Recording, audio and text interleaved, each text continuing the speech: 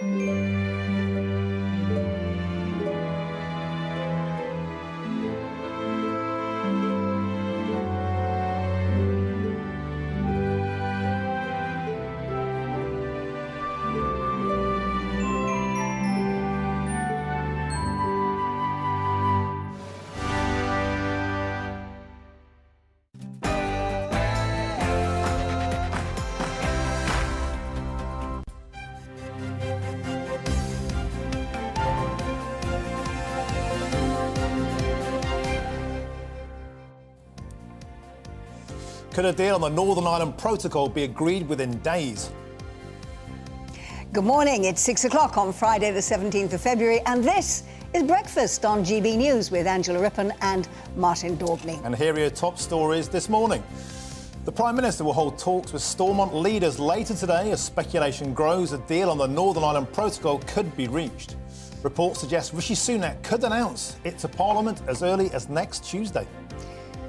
The Home Secretary is demanding an explanation from police as to why aspects of Nicola Bulley's private life were disclosed at a press conference as the search for the missing mother of two enters its third week. The race to replace Nicola Sturgeon as the leader of the SNP will last less than 6 weeks, with its first new Minister of Scotland to be announced as soon as the 27th of March. But who will it be? The Royal College of Nursing has announced its biggest ever walkout over the pay dispute in England. Its members at half of hospitals and other services are going to take part in the 48-hour strike from the 1st of March. And as ever, we'll have our GB News People's Poll. Does the country think that the government should cut taxes? Well, they probably do. Do people at home support London Mayor Sadiq Khan's ultra-low emission zone expansion due in August this year? We'll give you all the results later. And as ever, of course, you can join in any of our discussions by emailing us at gbviews@gbnewsuk. And we do love hearing from you because we love to include your thoughts in what is your programme.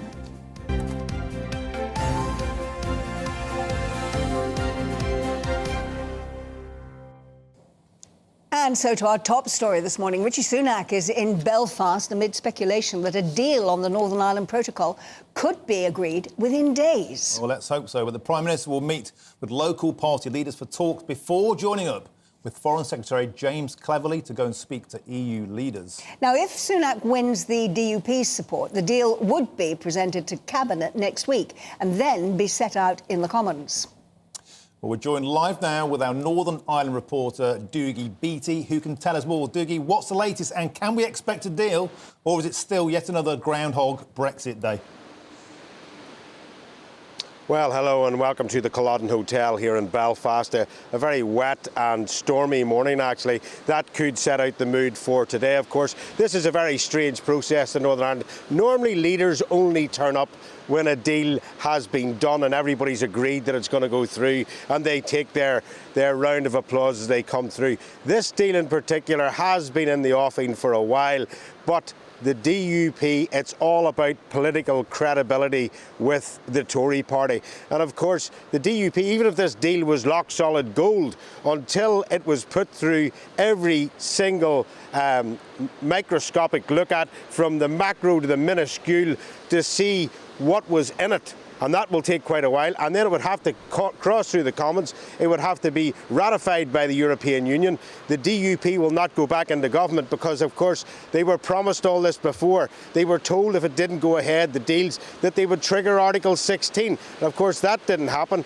and nothing did happen until the DUP walked out of the Stormont Assembly just about a year ago and brought down those institutions, basically paralysing that government. So there's a few things here that they will be looking for, and it is not only the DUP, it's unionism in the round, I suppose. So, and they're looking for things like the European Courts of Justice. What sort of powers will they have in Northern Ireland? They're looking for absolutely no paperwork between the UK and Northern Ireland for goods moving in and out, because don't forget 70% of the goods in Northern Ireland go back and forth between the UK. It's Northern Ireland's biggest market, and over the last couple of years that has been decreasing and very much going towards Dublin. As well as that, there is no representation in Northern Ireland. If it's held inside the rules of the EU, if it has to abide by EU laws, it has no MEPs. Brexit did away with that, so the only MEPs will be in Dublin. And of course, where you get economic alignment, you will get political alignment. And these are things that Jeffrey Donaldson, the leader of the DUP, is really looking for off Rishi Sunak, and it is quite strange that he hasn't had sight of this deal yet, but we all thought it was coming. Earlier on in the week, the players took to the pitch. The likes of the Taoiseach, Micheál Martin, was talking on various television interviews, saying that this deal, it was the only deal in town and it wouldn't be renegotiated. They didn't have the energy to do it again. So it's very much saying at that point, John Major, of course, as well, spoke in the Select Affairs Committee, saying that there had to be negotiations on either side. And coming up to the 25th anniversary of the Good Friday Agreement, Unionists were sold the Good Friday Agreement as the final solution, and they don't believe they have to negotiate on a final solution once again. So it would need to be a pretty good deal to bring unionism back into the Northern Ireland Assembly and get things up and running once more. Thanks for that, Dougie. I mean, you keep talking about the deal, and at the moment, of course, it's all speculation as to what's in it. And I find myself sitting here in the studio, actually, in an interesting situation, because we've not only got with us Claire Pearsall, who, of course, is very much involved with the Conservative Party, who actually negotiated that Brexit deal, but also you, Martin, were very, very heavily involved in this yourself, weren't you? Yeah, I was an MEP for the Brexit Party at the time. And when this deal came out, the withdrawal agreement, the political protocol, in October 2019, we are exactly in the same position today as we were then. I don't think we've moved forward a single inch. Rishi is going to be some sort of conjurer to come back with a deal. I just think we're where we haven't moved forward at all. No, and in fact, Claire, you've also had your dealings in this area as well, have you? And they've never been easy, shall we say. They haven't, and working with Jeffrey Donaldson, as I did when I was at the Home Office, a very, very hard man to please. He is very straight on what he wants and what he expects, and any negotiation from Rishi Sunak has to be absolutely top-notch to get this through. OK, great. Well, let's move on to our poll now. Dougie, by the way, thank you for your input, and we'll speak to you later on in the morning. Thank you, mate. OK, well, the latest GB News People's Poll results are in, and Labour are still ahead of the Conservatives if there was to be a general election today. 48% of voters would now vote Labour in the next general election, with only 21% now voting for the Conservatives. 46% of people opposed the plans to extend the ULEZ, that's the ultra-low emission zone in London, while 24% of people support it. It's also important to say that 31% of voters preferred not to answer. They're probably scared of being called climate change deniers. And also, of course, it doesn't apply to everybody in the country yet, does it? But it will. Our poll also shows 32% of voters want the government to reduce tax, while just 16% would like them to increase it. So, to talk us through the poll and indeed some of the big stories of the morning is the former Conservative advisor, Claire Purcell. We've already heard from you. Claire, you've had an opportunity to look through some of this already. What do you think this tells us, actually, about what is happening to the Conservative Party at the moment? It's not looking as good as we would hope. That's an honest assessment. When you get a new Prime Minister come in, there is normally a bounce, a honeymoon period where everything starts to look a bit more promising, and we haven't seen that. Everything is remaining very flat. The polls haven't moved that much at all, maybe 1 or 2 points, but nothing significant. And I think that coming up to a set of quite big local elections, as we are in May, and looking towards next year for a general election, unless the Prime Minister can pull something out of the hat very, very soon, I suspect that this year is going to be another turbulent one, and we aren't going to creep any further forward. And I wonder what that landmark moment might be. I mean, some might say he's just had a great result by effectively forcing Nicola Sturgeon out of office over this gender recognition bill, although perhaps the main beneficiaries of that won't be the Tory party. I think the main beneficiaries will actually be the Labour Party. So I don't think it will affect the majority of Conservative voters. There are those in Scotland who will welcome it, but I think pretty much that isn't going to make a major difference. Any advancement the government makes, unfortunately, at the moment, is wiped out by another scandal, another minister coming out with allegations against them. So I think that you make sort of one step forward and you take almost 40 backwards. I just feel very sorry for Richie Sunak at the moment because he seems to have inherited all the problems that Boris Johnson teed up for him and then the economic ones that Liz Truss teed up for him, and as well as everything else that he's having to deal with at the moment, the after effects of the pandemic and what's going on with the strikes, which is rapidly becoming a national strike with a number of people who are going out on strike. He's got to clear up all of this mess, hasn't he? He does, and the odds really are against him. He has taken on a lot of the problems that have come out of the woodwork over 3 years, and he is the man now at the helm having to steer this through. So it is a really tricky position, but we are also in the electoral cycle period of everybody saying, you've been in power for a long time, what have you got that's new and exciting? If nothing comes forward, then they are going to look to change. Now, Claire, back to the poll. I want to talk to you about ULEZ, something I know you're very passionate about, as in you don't like it. 46% oppose it. You're one of them. There's a war going on in London. And for those out there who think, oh, this is just a London story, as you correctly said, Angela, it isn't, because these bad ideas start in London and they expand. They already have to Birmingham, Manchester, Oxford, and so on and so forth. But there's a war going on at the moment with, is it 8 Conservative boroughs who are saying they're refusing to put Sadiq Khan's cameras in. Can they win that, or is it just posturing? And isn't it also just a couple of Labour councils as well that are now saying they don't want to do it either because they've seen the effects of this on their local voters, on nurses in particular. On the poorest workers. On the poorest workers. Absolutely. So this is now coming from all sides. But quite interestingly, I was at a parish council meeting last night and the Kent County Council portfolio holder for transport was there. He is my local county councillor, David Brazier, and I had a chat with him about it. And he said, absolutely, will Kent County Council not support the installation of signage or cameras in the Kent area? Not supporting it is one thing, but have they got the teeth to actually not do it? Or is it just saying, we'll do it, but then you take us to court and you'll probably win London Mayor? Should we explain what this is to those people who don't realise what we're actually talking about? Because there are councils that are not implementing this in other parts of the country. Many people watching with you, what the heck are they talking about? So it's £12.50 a day to use the car if it doesn't meet emissions targets. That's Euro 6. It affects diesel cars, disproportionately white van men, older vehicles. Older vehicles typically owned by poorer people. The head of Unison this week, the nursing union, said it's affecting care workers, NHS workers. It's hitting the poorest in the name of taxation. It raised £300 million, this expansion will. £96 million in the previous expansion, plus fines. It's £500 million quid tax on motorists. And it's on the poorest people too. move, isn't it? It I is. think that People don't want it. the nurses are saying, you know, those people who have to do night shift, if they cross over the border and they have to pay £12.50 to go in, because when they come off duty the following day, it's another £12.50 to get out. So it's going to cost them £25 a day just to go to work. Yeah. So it is a tax on those lower incomes. Yep. It's also taxing those residents who don't have a say in who becomes London mayor.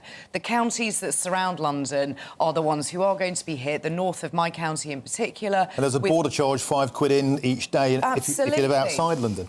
So if people have to get their children to school because their school just happens to be across the boundary, then they have to pay for that. They have to pay to go to a local hospital. And the cameras and the signage are part of the infrastructure the mayor wishes to put on our land, if we're going to put it that way. Kent County Council proposed to fight them all the way. It's interesting that Boris Johnson actually has done a piece on Instagram, I think, where he's done one of his usual hair looking as if he's been dragged through a hedge, but very passionate, saying, you know, that when he was London mayor, he tried to bring emissions down, but he would never have gone this far. And even he is coming out now and saying that he opposes it. And I think actually for the Conservatives, Claire, this is the battle that's worth taking up, and it clearly will land with the voters, as our poll has shown this morning. Claire Purcell, thank you very much. We'll see you again in the next hour. Cheers. OK, let's bring you up to date with what's going on today in all the other big stories. The SNP has postponed a conference on independence following the resignation of First Minister Nicola Sturgeon. The party's executive committee said a ballot to select the new party leader will close on the 27th of March.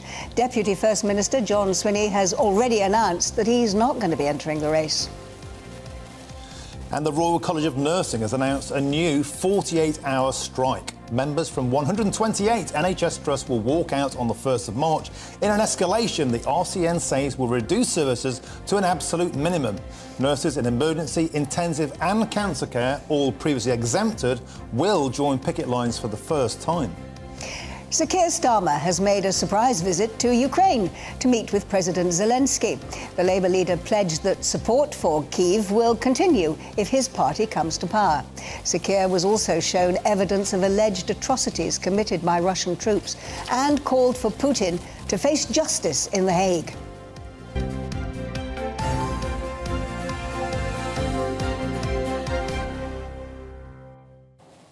It's now been 3 weeks since the disappearance of Nicola Bulley, and Home Secretary Suella Braverman is demanding police explain what she's calling a concerning decision to reveal intimate details about the mother of two's private life. We're joined now by ex-Scotland Yard detective and former head of Lambeth's Missing Persons Unit, Mick Neville. Good morning to you, Nick. Good morning, good morning. Now, as we see, Mick, the Home Secretary is asking for an explanation as to why so much personal detail was delivered. Do you think that the police have made a big mistake in doing this? I really do think so. I think the initial response to her going missing was quite good, and it seems to have gone downhill with the way they've dealt with the press. The first thing they did was to try and portray her as just like little, mum normal, no issues whatsoever, and actually made those statements. Now we find they've gone to the other extreme and revealed all sorts of personal details, which I don't think you or I need to know. But from the very start, they could have declared that she had some mental issues which were just down to health. And that, because the other speculation, of course, is when they said, the police have been round to the house, people immediately suspect that she's been in some kind of domestic situation with her partner, which is completely unfair. And operationally, this also impacts, like we've heard from Peter Fordling, that, of course, where you would search if there's a suspicion that somebody may have decided to take their own life will obviously be wider. So it's had an impact on the family with all these details that we really don't need to know being released, but also operationally on where how people are searching, that, somebody might have deliberately done something. So I just can't understand why this has been done. My particular experience of police press officers is pretty woeful, really. So I can't understand how it's gone so bad. Yeah, and I think, Mick, it's important to point out that we can't speculate too much, but what has been, I think, an impact here is the ground operations must have been impacted by this, because if we'd have known earlier, or if the police had known, the public didn't need to know, surely, particularly about things like alcohol. It may have been a different type of investigation. So the police are getting stick, but the boys and girls on the ground looking, they're not the ones to blame. It's the people making these announcements who are kind of blindsiding the whole thing. I absolutely agree, and they'll be advised by press officers who are often way too cautious. And as I say, when you've got experts, who are search experts, who are going to help you out, you've got to disclose, and you've got to have some confidentiality agreement with them. But the whole way this has been done has impacted not only on the family, but operationally as well. And it's just a tragic case. And, I've said my own prayers that the children will know what's happened to their mum, and let's hope it's a good thing and she returns. But this has just not been helpful. And if let's say she does come back and she's alive, there was absolutely no need to reveal these private details. We've all got secrets we want to keep, and this was no doubt one of them for her. Mick, you headed up the missing persons unit at Lambeth. What would you have done had you been in charge of this? What would you have done differently to perhaps come to a different resolution? Well, the actual, as I said, the initial response was very good in the sense they had a drone up within an hour, they had the heat-seeking helicopter up, but it was treated as a missing persons inquiry from the very start, because there's obviously several possibilities that have gone on here. And if we look at the things like the bench that should have been sealed off as possibly yielding potential forensic evidence, the fact that she had some keys which had and a Fitbit, both of which can be tracked possibly by digital means. These were opportunities missed. The police are often in the Stone Age when it comes to dealing with things like digital devices. We know that thieves can, track into your, get hold of your car keys when they're in their house from a laptop outside your door. So this shows the possibilities that exist with these things.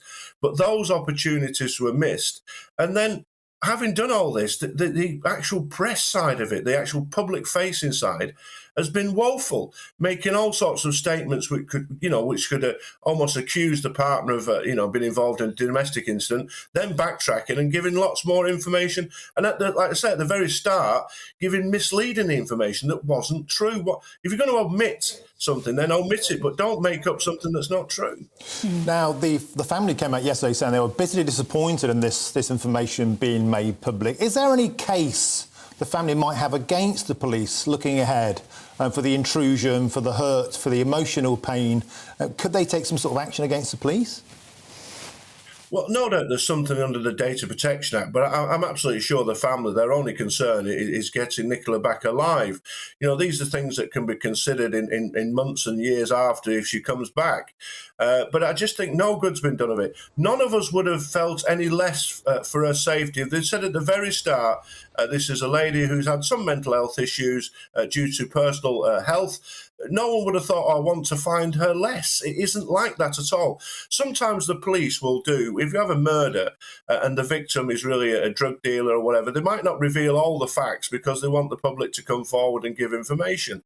But in this case, that tactic was completely unnecessary. I think people would have felt possibly even more sorry for her and wanted to help as much as possible. So it's achieved nothing but cause a lot of bad feeling and disclose things that the family would not want to have been disclosed. Mick, I think there's no doubt that this whole story, for whatever reason, has caught the public's imagination. As Martin was saying, when he came in this morning, even his taxi driver wanted to talk about it, the fact that he and his wife talked about it every evening. Do you feel that perhaps all of this online interest and speculation that's been going on about the case has actually hampered what the police have been doing? I don't know if it's necessarily hampered. Of course, this is the thing is about social media. It offers all sorts of opportunities, doesn't it? It's a double-edged sword. Well, you'll get some lunatics and ghouls on there make dreadful comments and awful assumptions. You may get some people who offer up genuine assistance who've got some particular skill. So, but I don't know. All the ghouls in the world can make all the awful speculation that they want, but I don't know if it hampers the police inquiry at any time. The police have made statements saying it's very, very unhelpful.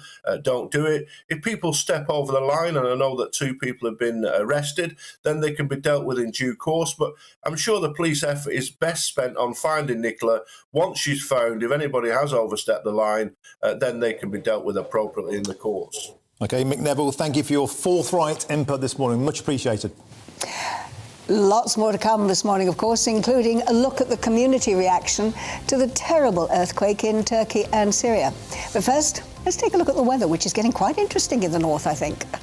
Hello there, my name's Greg Dewhurst and welcome to your latest forecast from the Met Office. Strong winds from Storm Otto are affecting northern parts of the UK as we move through the day today. Some heavy rain too, and very mild for the time of year. We can see this under pressure pattern, Otto here, bringing gusts of 70 to 80 miles an hour. Met Office warnings in force across Scotland and northern England. This system moves away later today, but another one following quickly behind. So disruptive winds this morning across parts of Scotland, 70 to 80 miles an hour. Northeastern England also seeing high gusts 50, 60, 70 miles an hour. But blustery showers and sunshine here, also into Northern Ireland for a time. Cloudy across England and Wales for much of the day. There will be a few brighter breaks occasionally, but in any thicker clouds, some rain and drizzle. In the brighter breaks, 15 or 16 Celsius, exceptionally mild for the time of year. Feeling fresher across the north of Scotland, where we do have that strong wind for much of the day. Into the evening time, the next batch of cloud and rain moves in from the Atlantic. It does bump into some colder air across the higher ground of Scotland and could turn to snow for a time here.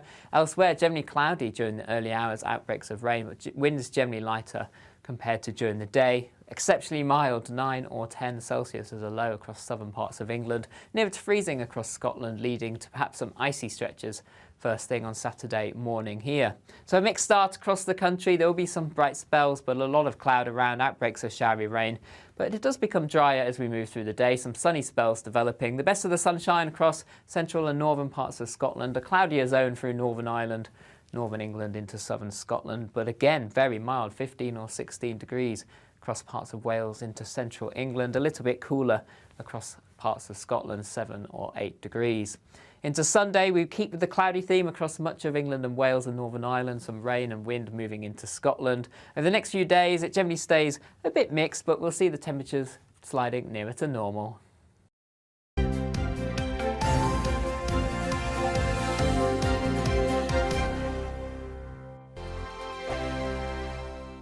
It's all about family, being in people's living rooms, all the interaction and getting to know who our viewers and listeners are. When I was young, my dad used to say, no, stop arguing. I wanted an outlet that would enable me to give my opinion. People are going through a really hard time right now, and I know that you don't feel like you're being listened to by the establishment. I came to GB News because it's the People's Channel, and I want the audience to have their say on the events of the day. We're dynamic. We do something different. Democracy shows that the wisdom of the nation is in its people.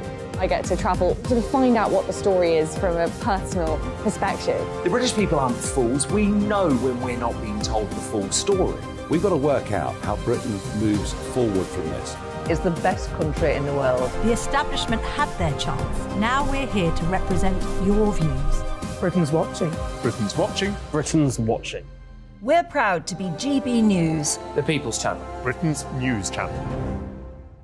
Hi, Andrew Pierce here. Join me every Friday lunchtime for a proper no-nonsense debrief of the week's events. With special guests in the studio and the GB News team on the ground, I'll be getting you up to date with news, some intelligent discussion and my own sharp take. The weekend starts here with me every Friday lunchtime on GB News, the People's Channel, Britain's news channel. I'm Andrew Doyle. Join me at 7 o'clock every Sunday night for Free Speech Nation, the show where I tackle the week's biggest stories in politics and current affairs with the help of my 2 comedian panellists and a variety of special guests. Free Speech Nation, Sunday nights from 7 on GB News, the People's Channel, Britain's news channel. Join me, Patrick Christie's, Monday to Friday, 3 till 6. We tackle the day's news agenda like you've never seen before. It's high tempo, high octane, the most controversial topics, and the best guests. You will not be able to take your eyes and ears off it. I'm not afraid to ask the questions that you really want answered. 3 till 6 p.m, Monday to Friday on GB News, the People's Channel, Britain's news channel.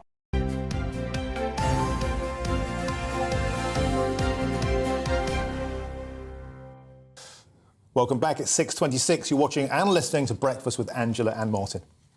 It's been 11 days since the devastating Turkey-Syria earthquakes, and the death toll has now risen above 41,000. That's staggering, isn't it? Turkish and Syrian communities in Britain are continuing their efforts to collect and send aid. Our reporter Anna Riley has this story. As earthquake survivors mourn the deaths of loved ones and battle with lack of supplies, shelter and freezing conditions, members of the Turkish community, more than 2,500 miles away in Beverley, are gathering aid to help those in need.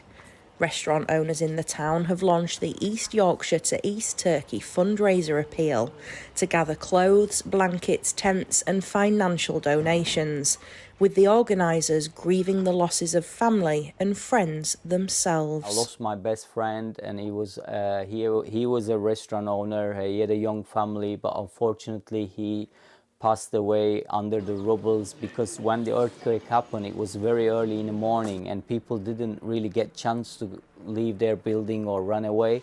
We all affected, no matter whether we know them in person or not. They're all our family. They're all like everybody, all these little kids. I can't sleep at night, you know. I feel as if I'm doing something wrong, if I'm nice and warm and eating and they're -10, it's quite heart-wrenching, really. And even if we can save one more person, that's a big achievement in our mind. Just down the street, donations have been flooding into Mirage Cocktail Bar and Bistro, owned by British and Turkish national Ali Tekçe, who has lost 11 family members to the deadly earthquakes. I wouldn't wish this to any nation, to be honest. It's the worst experience that anybody can ever have. We stop calling each other, we stop calling who's left, who's died, and sorry for your loss. We are all trying to save many lives as we can. The generosity of the public has been heartwarming for the organisers of the appeal, with thousands of pounds raised and hundreds of bags of donations gathered. And the people giving what they can here feel the need to help. I just felt that, you know, we're very lucky in this country that we don't have to deal with such awful tragedies. And I wanted to do my bit, basically. We just have stuff we don't need and they need it, so... We saw the appeal on the telly, it was on the television, so we sent a donation as well. It's heartbreaking, isn't it? You can't do anything for them, really, other than try and send things aid across. Ali, Ahmed and others from the Turkish community here will continue their fundraising efforts in the days, weeks and months to come to help those in need. Anna Riley, GB News, Beverley. Oh, thanks so much. I don't know about you, Martin, but I'm always in awe of the way that the British public rally on situations like this, even though, you know, they themselves are probably struggling with 17% increase in the price of food, all of their energy prices going up. They will always find that extra bit. As one of the ladies said, you know, we think we're so lucky in this country because we don't have these kind of events. And credit to people of Yorkshire there. And I was really touched by the half Turkish flag, half Union flag. It's just lovely to see, you know, cultural integration, banding together in hours a day. That was a wonderful report. Stepping up to the mark. Thanks very much for that report, yes. Now, the Met Office has warned that winds of 60 to 70 miles an hour, can't think what that is like, are likely as Storm Otto, which is the first named storm of the season, is forecast to batter parts of Scotland and England on Friday. We're going to now speak to senior meteorologist Jim Dale, who is here to tell us more about the potential impacts of the storm. So, Jim, is it time to batten down the hatches? Yeah, we've been waiting a long time for this. It's been very quiet in the UK. So yeah, this is the first. I say the first named storm. This wasn't named by the British Met Office. This was named by the Denmark Meteorological Institute. Mainly because they saw it first, and B, it's going to affect Denmark more than necessarily going to affect the UK. At the moment, I've just looked at the largest gust that I've seen so far, and we've got a very rural road in northwest Scotland, Bealock, Nabar, which has gusted to 94 miles an hour, so well above the 60. But I think in general, yeah, we're looking 50, 60, maybe 70 miles an hour across Scotland, perhaps northeast England, but the north of the UK generally. So it is pretty generalised, sort of localised rather, in that sort of part of the country. The whole of Great Britain is not going to be battered by this storm. Yeah, Angela, the low pressure area is actually to the north of Scotland as we speak. So the Northern Islands, and it will move in an easterly direction towards northern Germany and Denmark as the day goes on. So really, it's the top edge, if you like, if we can say that, and it'll be those exposed areas, particularly around the coast and over the hills and mountains. So anybody travelling up there on roads and rail, for that matter, it's as I say, it's a long time coming, and as I say, first one of the season. But having said that, we're still waiting for our first named storm. By that I mean Antony. We've been waiting a long time because we do our things alphabetically. So Antony being the first one, Betty, Sicilian being the third, and the last one on the list, Wouter. It's a long way off, probably won't make it. But you know what? This time last year, on this day, 17th of February, we saw Storm Dudley, which was the first of several storms that we saw in the period that followed. So we then had Storm Eunice, then Storm Franklin, then Storm Gladys, all in quick succession. So this one is the first, and maybe we've got to wait some time for the second. I take it that we've got to brace ourselves for this kind of weather every winter, do we think? Yeah, I mean, winter storms are there per se. We normally see a few storms in the winter. Obviously, climate change may well ramp that up to a certain degree. It certainly did last year. My expectation is we move into meteorological spring, which isn't very far away. Is that we will start to make up for the slack that we've endured for the last month or two in terms of not seeing too many storms. So yeah, I think we've got to watch for this one, watch the space. I'll probably be back with you before too long. We'll see how it goes. OK, Jim Dale, thanks for input. Some people call it climate change, other people just call it bad weather. Anyway, after the break, we'll be going through all the papers with Liz Kershaw and Sean McDonald. See you soon.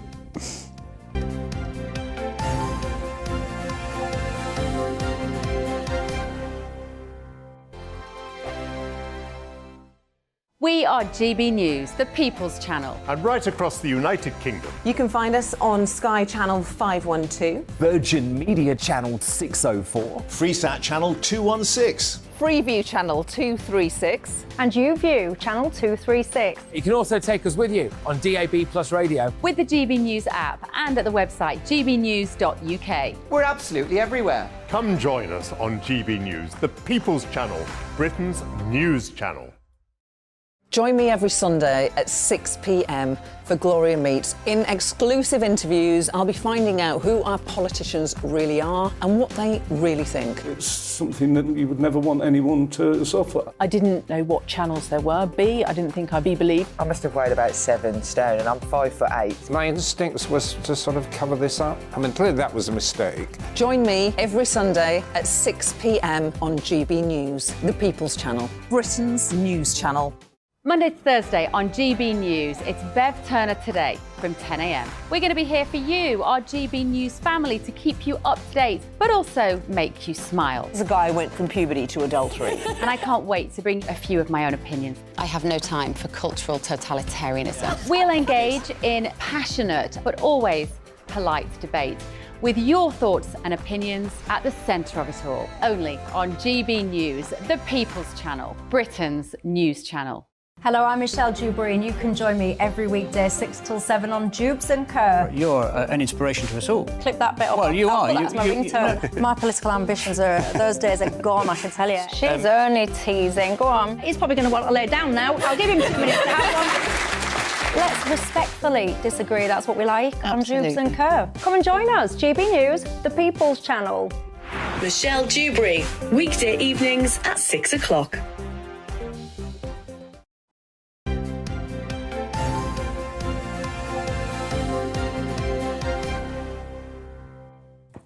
Welcome back at 6:35. You're watching and listening to Breakfast with Angela and Martin. And we were just looking at the weather just now with Storm Otto. We love the idea that Denmark have grabbed it and said it's ours, we've got to name it, it's ours. Who's going to destroy us the most? We want it as ours. But we heard Jim there telling us about some of the winds that are already occurring up there in the north. So if any of our viewers have got some spectacular shots of the winds just doing whatever it does to the trees and to the traffic up there. Send us some pictures, because we'd like to see what 94 miles an hour wind looks like. And we're told portrait, not landscape. Not so landscape. Please remember that as you're about to get swept away by 94 mile wind. OK, so let's first take a look at today's front pages. And we're going to start, Liz, with the North... Oh, there we go. Yes, the Express leads this morning with Nicola's family beg for an end to appalling rumours. Yeah, with them on that. And the Sun is also leading with Nicola Bulley. Family insists mum is in crisis. Don't be afraid, Nikki. Come home. And the Eye reports on call for obscene energy profits to compensate victims of prepay meter scandal. And the Financial Times has arms race. Ukraine war drains munitions stocks. And finally, the Telegraph. Sunak flies in to hold last-ditch Brexit push.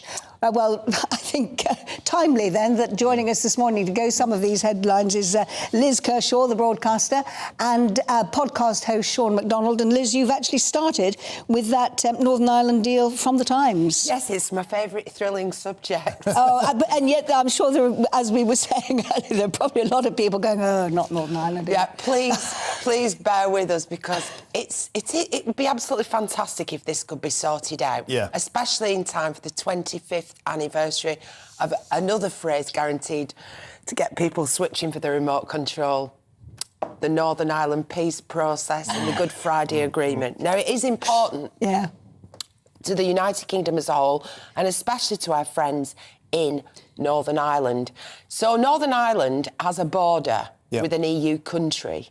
Scotland, Wales and England don't, just to spell it out. And this has caused problems because the EU, when we Brexited, said, oh, we can't be having people crossing willy-nilly and freely. And what if you drive across with a sheep or other goods, you know, from the rest of the UK? So this is the problem. This has been the barrier. And the DUP, quite rightly, they represent the people who want to be part of the United Kingdom, the Union, have said we don't want to be treated any differently from the rest of the UK. So the compromise was to sort of put a border down the middle of the Irish Sea. That's not acceptable to anybody. Anyway, Rishi Sunak's got 5 days of talks. He flew last night to Northern Ireland. He's going to meet Ursula von der Leyen of the EU in Munich tomorrow. And this could make or break, really, his political career. If he pulls this off, it'll be some kind of a real coup, won't not it? just in the United Kingdom, but to, you know, the Americans. Biden's very involved. He's going to be speaking with him. So my tip is, I think the people holding the key to this are the politicians of the Republic of Ireland. They are. Because if they just said, right, this is rubbish, it's gone on long enough, we can compromise here. We have an open trade agreement with the rest of the UK anyway, and free movement of people between the two. We can do a lot. And Leo Varadkar has really softened up in the last You're obviously a fan of this. Well, I helped. I did help, I think, Martin, because I went to a reception, a boozy do. Free booze? Free booze at the Irish Embassy in The Hague. Yeah. And I saw a very miserable Deputy Taoiseach, Simon Keaveney. Yeah. And he gave a speech, you know, Brexit's going to affect relations with the EU and all that, and Ireland. And I'd had a few, and I thought, if it was a free bar, I'm going to help him. We do have another guest in the studio. I'm sorry. Out there. Don't worry. But this is an important story because Liz Kershaw came up with a solution to the Northern Ireland Protocol. And I squeezed him fondly and said, Simon, and he looked like a rabbit in the headlight. Simon, don't worry, it's all going to be all right. Right, so that was my contribution. The way we get through this, Sean, is loads of booze, fondly holding people and telling them it'll all be OK. Sounds like perfect Friday night. Yeah. Is that going to work? Talking about the union, over to you. Your story, The Guardian, Sturgeon fallout. So the union being held together, it would seem, at least north of the border. that way. We don't know yet about Northern Ireland. What's your take on what's happened over the last few days? Because now they're saying independence put back by 5 years. Yeah, this is The Guardian running with this story. They're saying that Sturgeon's exit or resignation could delay that by 5 years. This is from Severin Carell, who's the Scotland editor for The Guardian, very well informed. Yeah. And he's across everything. I think the headline could be slightly hyperbolic. I think it depends on which way the party go, because, you know, people are now starting to throw their hat in the ring. And I think it depends, do the SNP go with the old guard, whether it's Humza Yousaf, like John Swinney? John Swinney's ruled himself out of the race. We've got Neil Gray, he's the Minister for Culture, Europe and International Development. Yep. Experience in Westminster, experience in Edinburgh. I think if they go with, you know, with a sort of younger, more refreshed approach, which I think might be Nicola Sturgeon's long game. She's not resigning without one eye on the long-term future. She could essentially be a sort of president-type role, you know, holding the hand, if you will. From the equivalent of the backbenchers up in Scotland. Yeah, I think so. You know, there's no way that she's just going to relinquish all control and influence, which I think, to a point, is maybe not right, but it's understandable. You know, she's put in so much work to this point. So whether it's the 5 years, I think it depends on which way the Scottish National Party decide to go. I would imagine they would go with a fresher approach. It seems to be the desire. They want to kind of move away from the assertion that the next general election is going to be a sort of de facto referendum. With a resurgent Labour, I think that would be unwise, to be honest. But the vote to go independent was really top of Nicola Sturgeon's list. If you've got this new young president leader coming in, don't they want to start tackling the major issues in Scotland that actually involve everybody, which is sorting out their education system and the NHS up there? Yeah, I mean, I think it depends from which perspective you're coming from politically, because some people would argue the point that you've just made, and others would argue that the way in which to do that best would be to have a fresh start, to be an independent nation. And that is very much the delicate and sometimes very volatile debate that we're having in Scotland. So, I mean, I think we have to kind of look at where we go from here. I think the deadline is next Friday to sort of throw your hat in the ring. So, I mean, let's see. I think next week, or when I'm back on, we might be discussing it from a totally different perspective. Well, exactly. It feels like another Groundhog Day. We've been going on about independence since 2013, and here we are again. So let's move on to something a bit more fun, Liz. We covered this yesterday. Fantastic episode of South Park, really giving it to the Sussexes. Oh, my God, they killed Harry! Which is a parody. That line isn't in it. Maybe it should be. Well, normally it's, oh my God, they killed Kenny in virtually every episode. Anyway, a poll shows that over 50% of people of the United States are now sick of this privacy-seeking couple in Montecito, and this is really sticking the knife in, as South Park does, and it's a really bold programme. So the couple appear on chat shows, holding banners saying we want our privacy, but, you know, flying around the world in a private gas-guzzling jets to promote themselves while saying, stop looking at us, we want privacy. And eventually... They've got the irony, haven't they? Meghan dumps Harry, which is kind of prophetic, possibly. But I recorded it.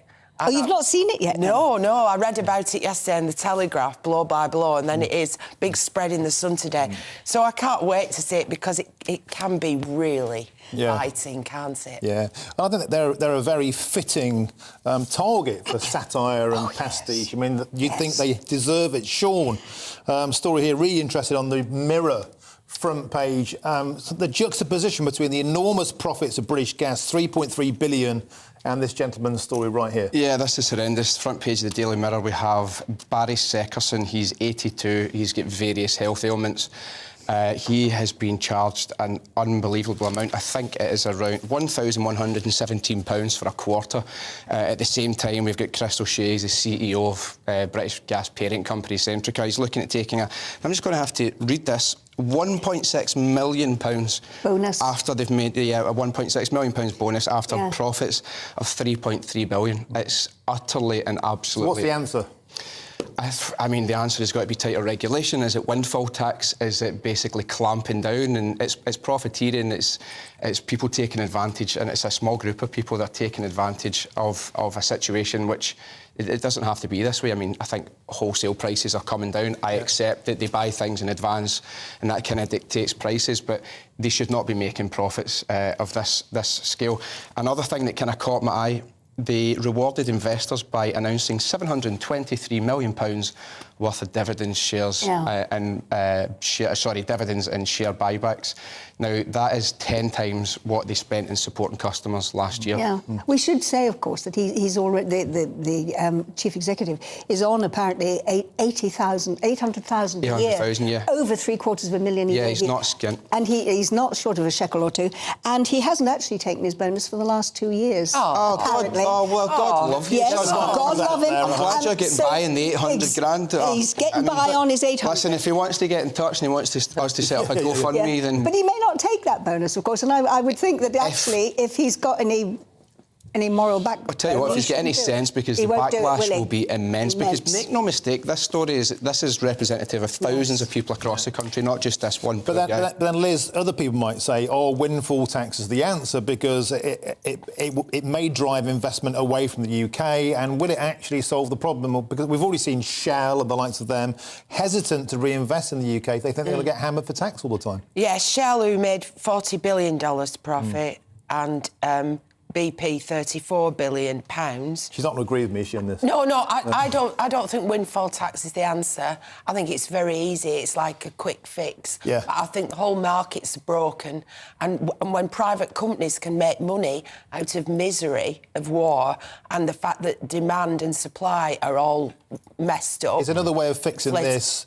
energy sovereignty, shale, our own stuff, rather than importing. Yeah, and stop the hypocrisy of importing wood chips to fire power stations, and stop the hypocrisy of importing coal, but we don't mind it, so we're OK. And gas from the United States. And it's Belgium. All hypocrisy. Yeah. Also, the fact that the energy that's created by renewables, like wind, etc., is charged at the same price as gas and everything else. But I would also say people of Britain that, like this gentleman with his £1,200 quarterly direct debits, stop paying them. Just cancel your direct debits. Just say, I'm going to take meter readings and I'm going to submit them every 3 months, and I'll pay what I've actually used, because... I read an article a couple of weeks ago that the whole British gas business model... You don't get in trouble for that, like sent to prison or anything, or...? No, I've done it. I'm still here. No, I think that's... I think it's probably wise. I mean, there will be people watching. Yes. I understand what you're saying, that there should be some sort of collective action, but that would result in sort of legal action, and it could put people in a far worse position. You've every right to pay your bill. Yeah, you say may have every right, but it doesn't protect you from legal ramifications, unfortunately. While I agree that there should be a sort of... I disagree. I've got several properties and I do this with them all. But the thing is that the British Gas... Maybe? Sorry? You might end up with a wee chap at the door. Be careful. No.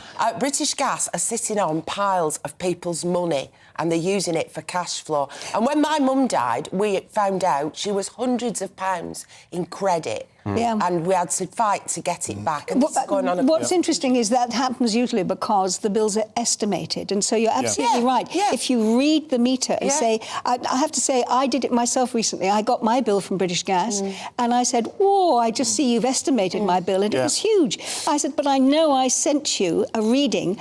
I rang them, told them what the reading was, and they actually reduced the bill. Very easy, and you can put a meter reading any time you like. You don't have to wait 3 months. You can get your meter reading, and you go online to your account. And it could be a mistake at their end, which it was in my case, so I'm sure it is with other people too. too. And they tell you straight away, online, immediately, all right, you currently owe. Paying bills, finally to you, Sean, one last story. Paying bills is going to give us a lack of sleep crisis hitting the UK. Yeah, you're always laughing at this, the Daily Star, sometimes like a wee comic, sort of light relief at times. I'm surprised they've gone with this as a front page. But yeah, they're saying Britain's in the grip of a terrifying nightmare where people are not sleeping, saying a quarter of us only get 5 hours sleep, 91% of us waking in the middle of the night, 13% too tired to get intimate with their partner, which is going to have a lasting effect on you.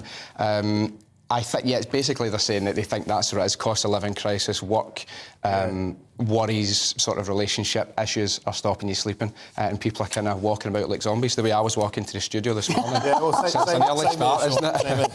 I like that. So not tonight, dear. I'm worried about the gas bill. Yeah. Yeah, that's basically what it is. All right. Thank you very much, then. Liz Kershaw and Sean McDonald. We'll see you again. Yeah, we will. Fantastic start to the show. Thanks very much indeed. Well, it's 10 minutes to 7 and London Fashion Week strutted into town last night with designers from around the world arriving in the capital to show their stuff.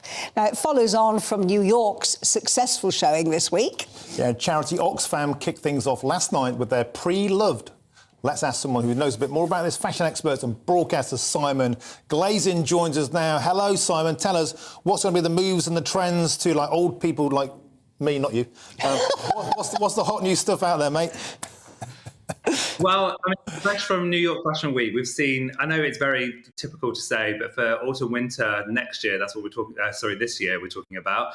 We've seen loads of black, which is kind of expected for the season, but people are doing it in various different kind of like luxury ways. So we've seen lots of lace detailing, we've seen lots of velvet trims, we've seen kind of like this vampire chic trend going on from people like Rodarte and Dion Lee.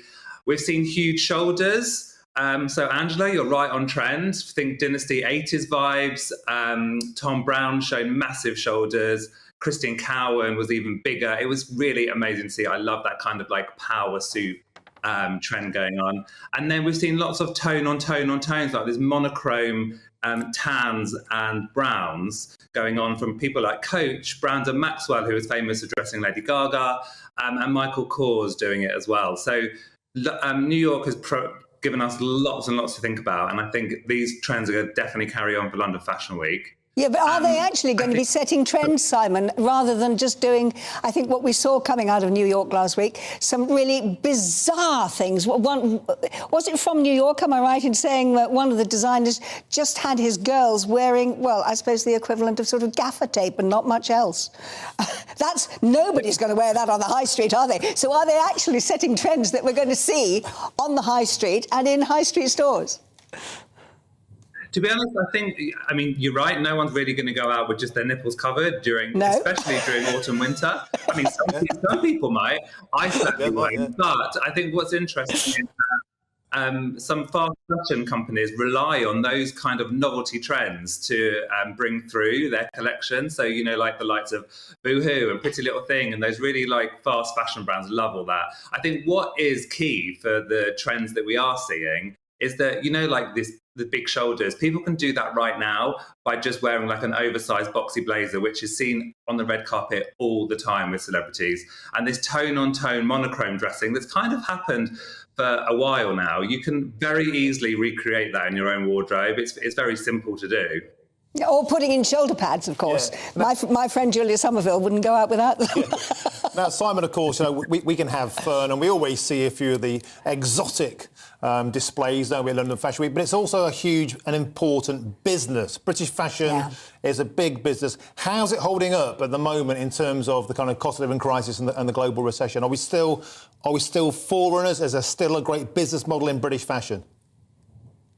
Definitely, there's a great business model. The problem that we've got is obviously people are not spending as much, and we're talking about designers here. So I think the people that are going in entry level to these designers, people who are buying like the fragrances, maybe a handbag once a year, those people might actually slow down doing that. And that's where you'll see the kind of like dip in sales. But I think the designers that we're talking about, so like, for instance, Burberry is showing this season, and it's the first collection from the new creative lead, Daniel Lee. He's taken over from Riccardo Tisci. I think that's an interesting one because Burberry is such a British staple for the schedule on London Fashion Week, and certainly for people who live here and who are visiting here. I think it's interesting to see what they will come out with, because these designers are really good at finding ways to for people to tap into like the entry point level of spending with them. So it's very interesting to see what's going to happen there. And indeed, the whole week is being dedicated to Vivienne Westwood, hasn't it, who was being described as the most important designer of the decade. Correct, yeah. So the chair of the BFC, the British Fashion Council, actually announced the other day that it's only fair, he said it's only fair that London Fashion Week for this season is dedicated to Vivienne Westwood. I think that is very true. And I was actually quite excited because I think designers, they can turn around things quickly, and I think there's going to be lots of tributes to her. And obviously it was her memorial yesterday, so we saw lots of people wearing her creations, tartan and lots of black, like, flowy gowns. There was loads of it. Victoria Beckham was there and Jonathan Ross was there. I mean, everyone was there. And I think her profound effect on the fashion industry is going to be seen literally for decades and decades for London Fashion Week, 100%. Great. Thank you, Simon Glazing. Looking very cavalier in the animal print there, and a wonderful kitchen too. Thanks for your time this morning. OK, plenty more to come, including all the latest on Rishi Sunak's historic visit to Northern Ireland after the break. Please stay with us. Hello there, my name's Greg Dewhurst and welcome to your latest forecast from the Met Office. Strong winds from Storm Otto are affecting northern parts of the UK as we move through the day today. Some heavy rain too, and very mild for the time of year. We can see this under pressure pattern, Otto here, bringing gusts of 70 to 80 miles an hour. Met Office warnings in force across Scotland and northern England. This system moves away later today, but another one following quickly behind. So disruptive winds this morning across parts of Scotland, 70 to 80 miles an hour. Northeastern England also seeing high gusts, 50, 60, 70 miles an hour. But blustery showers and sunshine here, also into Northern Ireland for a time. Cloudy across England and Wales for much of the day. There will be a few brighter breaks occasionally, but in any thicker clouds, some rain and drizzle. In the brighter breaks, 15 or 16 Celsius, exceptionally mild for the time of year. Feeling fresher across the north of Scotland, where we do have that strong wind for much of the day. Into the evening time, the next batch of cloud and rain moves in from the Atlantic. It does bump into some colder air across the higher ground of Scotland and could turn to snow for a time here. Elsewhere, generally cloudy during the early hours, outbreaks of rain, but winds generally lighter compared to during the day. Exceptionally mild, 9 or 10 Celsius as a low across southern parts of England, near to freezing across Scotland, leading to perhaps some icy stretches first thing on Saturday morning here. So a mixed start across the country. There will be some bright spells, but a lot of cloud around, outbreaks of showery rain. But it does become drier as we move through the day. Some sunny spells developing. The best of the sunshine across central and northern parts of Scotland. A cloudier zone through Northern Ireland, northern England into southern Scotland. But again, very mild, 15 or 16 degrees across parts of Wales into central England. A little bit cooler across parts of Scotland, 7 or 8 degrees. Into Sunday, we keep with the cloudy theme across much of England and Wales and Northern Ireland, some rain and wind moving into Scotland. Over the next few days, it generally stays a bit mixed, but we'll see the temperatures sliding nearer to normal. I'm Andrew Doyle.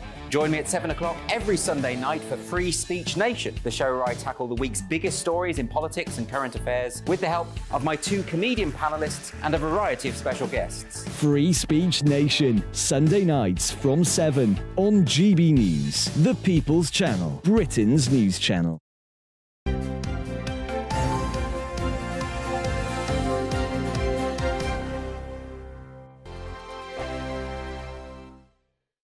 First and foremost, I am a GB News fan, and I was before I was working here. Just love the fact that we're asking the questions that a lot of establishment media won't ask. With a bit of a twist, we not only want to inform you, but we want to keep you entertained. It's worth the drive because you get in and the team's all ready and waiting, they're itching to go, and it's a proper little family. GB News is the People's Channel. It's the audience that makes the programme sing. We're giving our viewers and our listeners a voice. I see the thousands of your letters, tweets, emails, you name it, coming in. Britain is broken.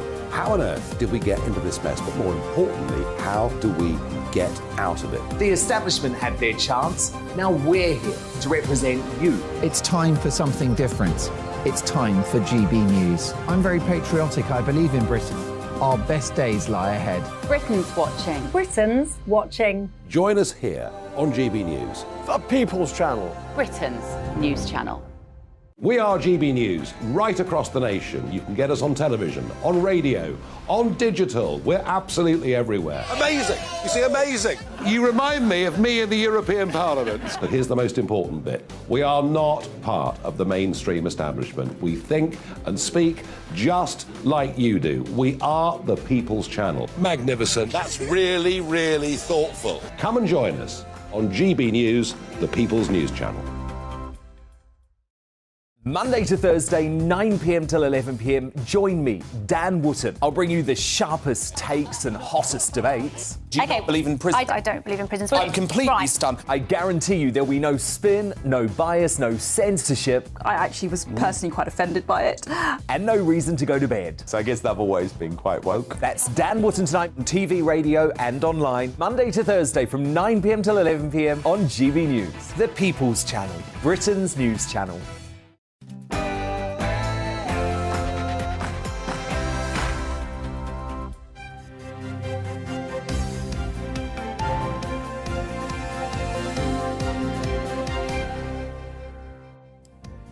Could a deal on the Northern Ireland Protocol be agreed within days? Good morning. It's 7 o'clock on Friday, the 17th of February, and this is Breakfast on GB News with Angela Rippon and Martin Daubney. And here are top stories this morning. The Prime Minister will hold talks with Stormont leaders later today as speculation grows a deal on the Northern Ireland Protocol could be reached. Reports suggest Rishi Sunak could announce it to Parliament as early as next Tuesday. The Home Secretary is demanding an explanation from police as to why aspects of Nicola Bulley's private life were disclosed at a press conference as the search for the missing mother of two enters its third week. The race to replace Nicola Sturgeon as the leader of the SNP will last less than 6 weeks, with the first new Minister of Scotland to be announced as soon as the 27th of March. But who will it be? The Royal College of Nursing has announced its biggest ever walkout over the pay dispute in England. Its members at half of hospitals and other services are going to take part in the 48-hour strike from the 1st of March. And as ever, we'll have our GB News People's Poll. Does the country think that the government should cut taxes? No surprise, I think they do. The people at home support London Mayor Sadiq Khan's ultra-low emission zone expansion. We'll give you all the results right after this. And as ever, you can join in any of our discussions by emailing gbviews at GBNews UK, and you've been doing exactly that. Lots on the People's Poll, Martin. Yeah, that's right. And there's one that resonates, I'm sure, with a lot of GB News viewers. John says, I voted for Brexit, and 7 years on, nothing has changed. Immigration is out of control, wages have got worse, and we are still being dictated by EU law. Yeah, and we've got Richie at Stormont, which I think is a follow-on from all of that. And I did say that at the moment I felt a bit sorry for Richie Sunak because he's inherited so many problems from Boris Johnson and from Liz Truss. But Amanda doesn't agree. She says, why would anyone feel sorry for Rishi? He started this mess, in my view. He was the Chancellor who wrecked the economy. He is the master of all this mess. Yeah, well, that's an opinion, but I'm not sure it's quite right. Well, a previous Prime Minister may have started. Anyway, let's move on now to our top story.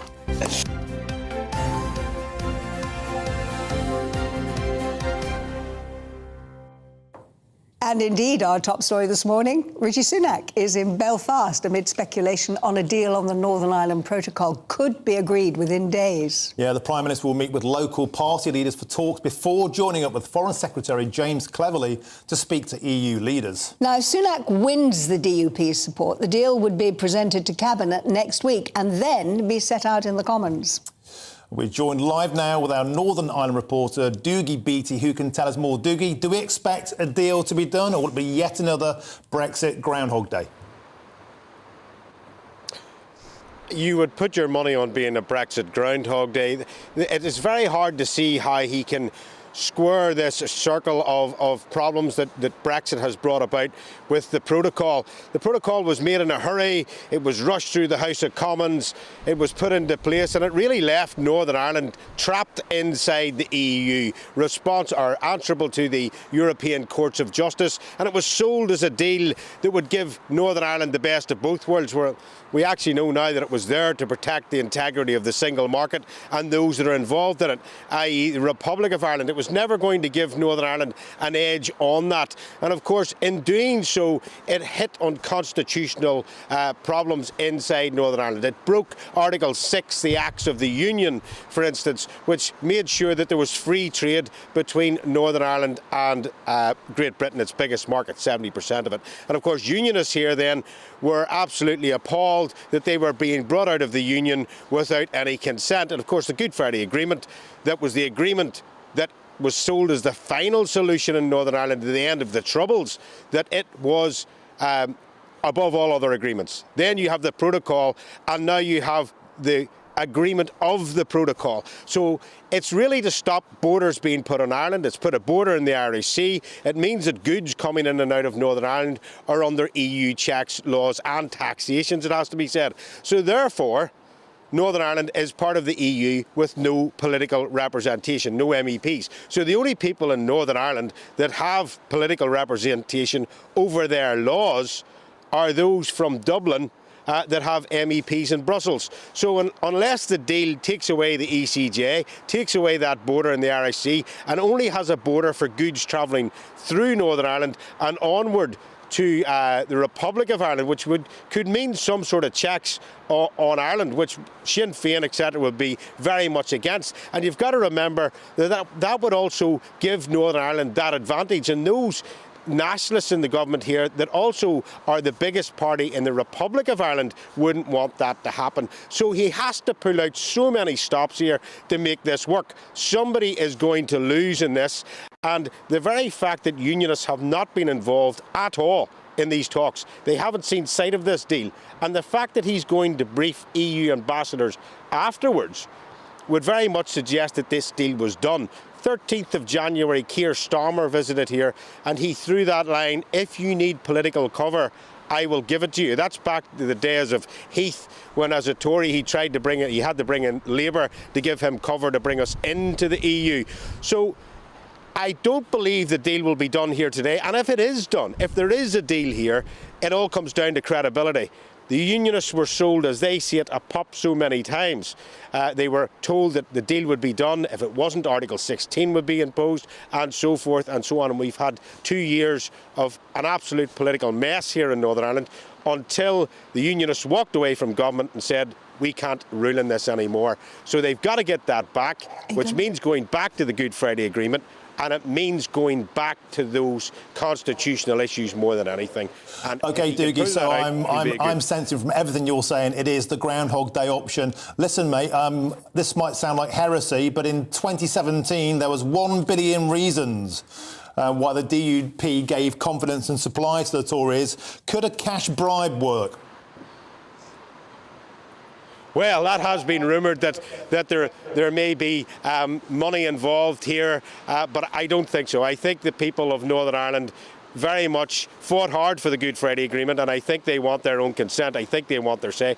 I would very much say that anybody that went back into politics here without a good deal being done that would stop up and down of governments all the time would be in trouble.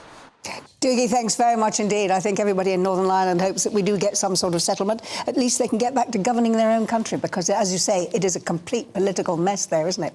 OK, let's move on to the latest results we've got of the GB News People's Poll.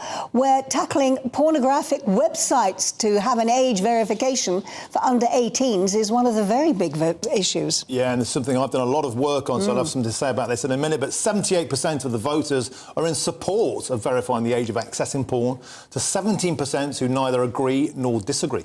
46 of you oppose plans to extend the ultra-low emission zone, while nearly a quarter support it. It's, we should say this is something that's being brought into London and London boroughs, but it is also important to say that 31% of voters preferred not to answer, perhaps because they're in areas that aren't affected by this at the moment. Or they don't be called climate change deniers. And finally, nice little nuggets here. The public gives Camilla, Queen Consort, a positive rating, as 33% are in favour. And I think, Angela, that's a real moment, because they were quite concerned, weren't they, about introducing her into the fold and the legacy of Diana. So it seems to have been a success. I think well, we'll talk about this in a moment, but I think what's great about it is that she has just shown that actually she's a wonderful influence on the King. Yeah. And people that have met her have found that she's actually a smashing person. And I know there'll be lots of people who say, you can't possibly say that, Ripon, because, you know, they still hold her responsible for everything that happened to the marriage. But actually, she has proved to be a wonderful consort to our King. And I think the fact that he is now a happy man... I tell you what my opinion is on this. They are two elderly people. They're both in their 70s. They are very much in love. And I think they're a good influence on each other. Well, this has got a tear to your eye, and it's certainly got some reactions out there. Let's get some reaction now from academic and professor of politics, Matt Goodwin, you're in charge of bringing this poll. Matt, loads to sink our teeth into here. Let's start with this thing about the age verification of porn websites. Seems to be a vote winner for the Tories that they brought this in. What do you reckon? Yeah, I've never seen numbers like this in a poll really before. We've got about 78% of the country expressing support for having these checks for children, ensuring they can't access pornography online. And of course, this is one of the amendments that's going through or being brought forward, I should say, by Lord Bethell as the government negotiates the online safety bill. And there are a number of Conservative MPs, Miriam Cates and others, who have been campaigning very hard on this issue, saying, look, if we've got checks for knives, if we've got checks for alcohol, if we've got checks for tobacco, we should have checks for what is often online violent pornography. And this is ultimately, I would argue, the most conservative issue there is, protecting kids online. So the public are completely on board with this. As I say, almost 80% support it. That's a number we don't usually see in polling. So for Rishi Sunak, this is a no-brainer. It's a vote winner.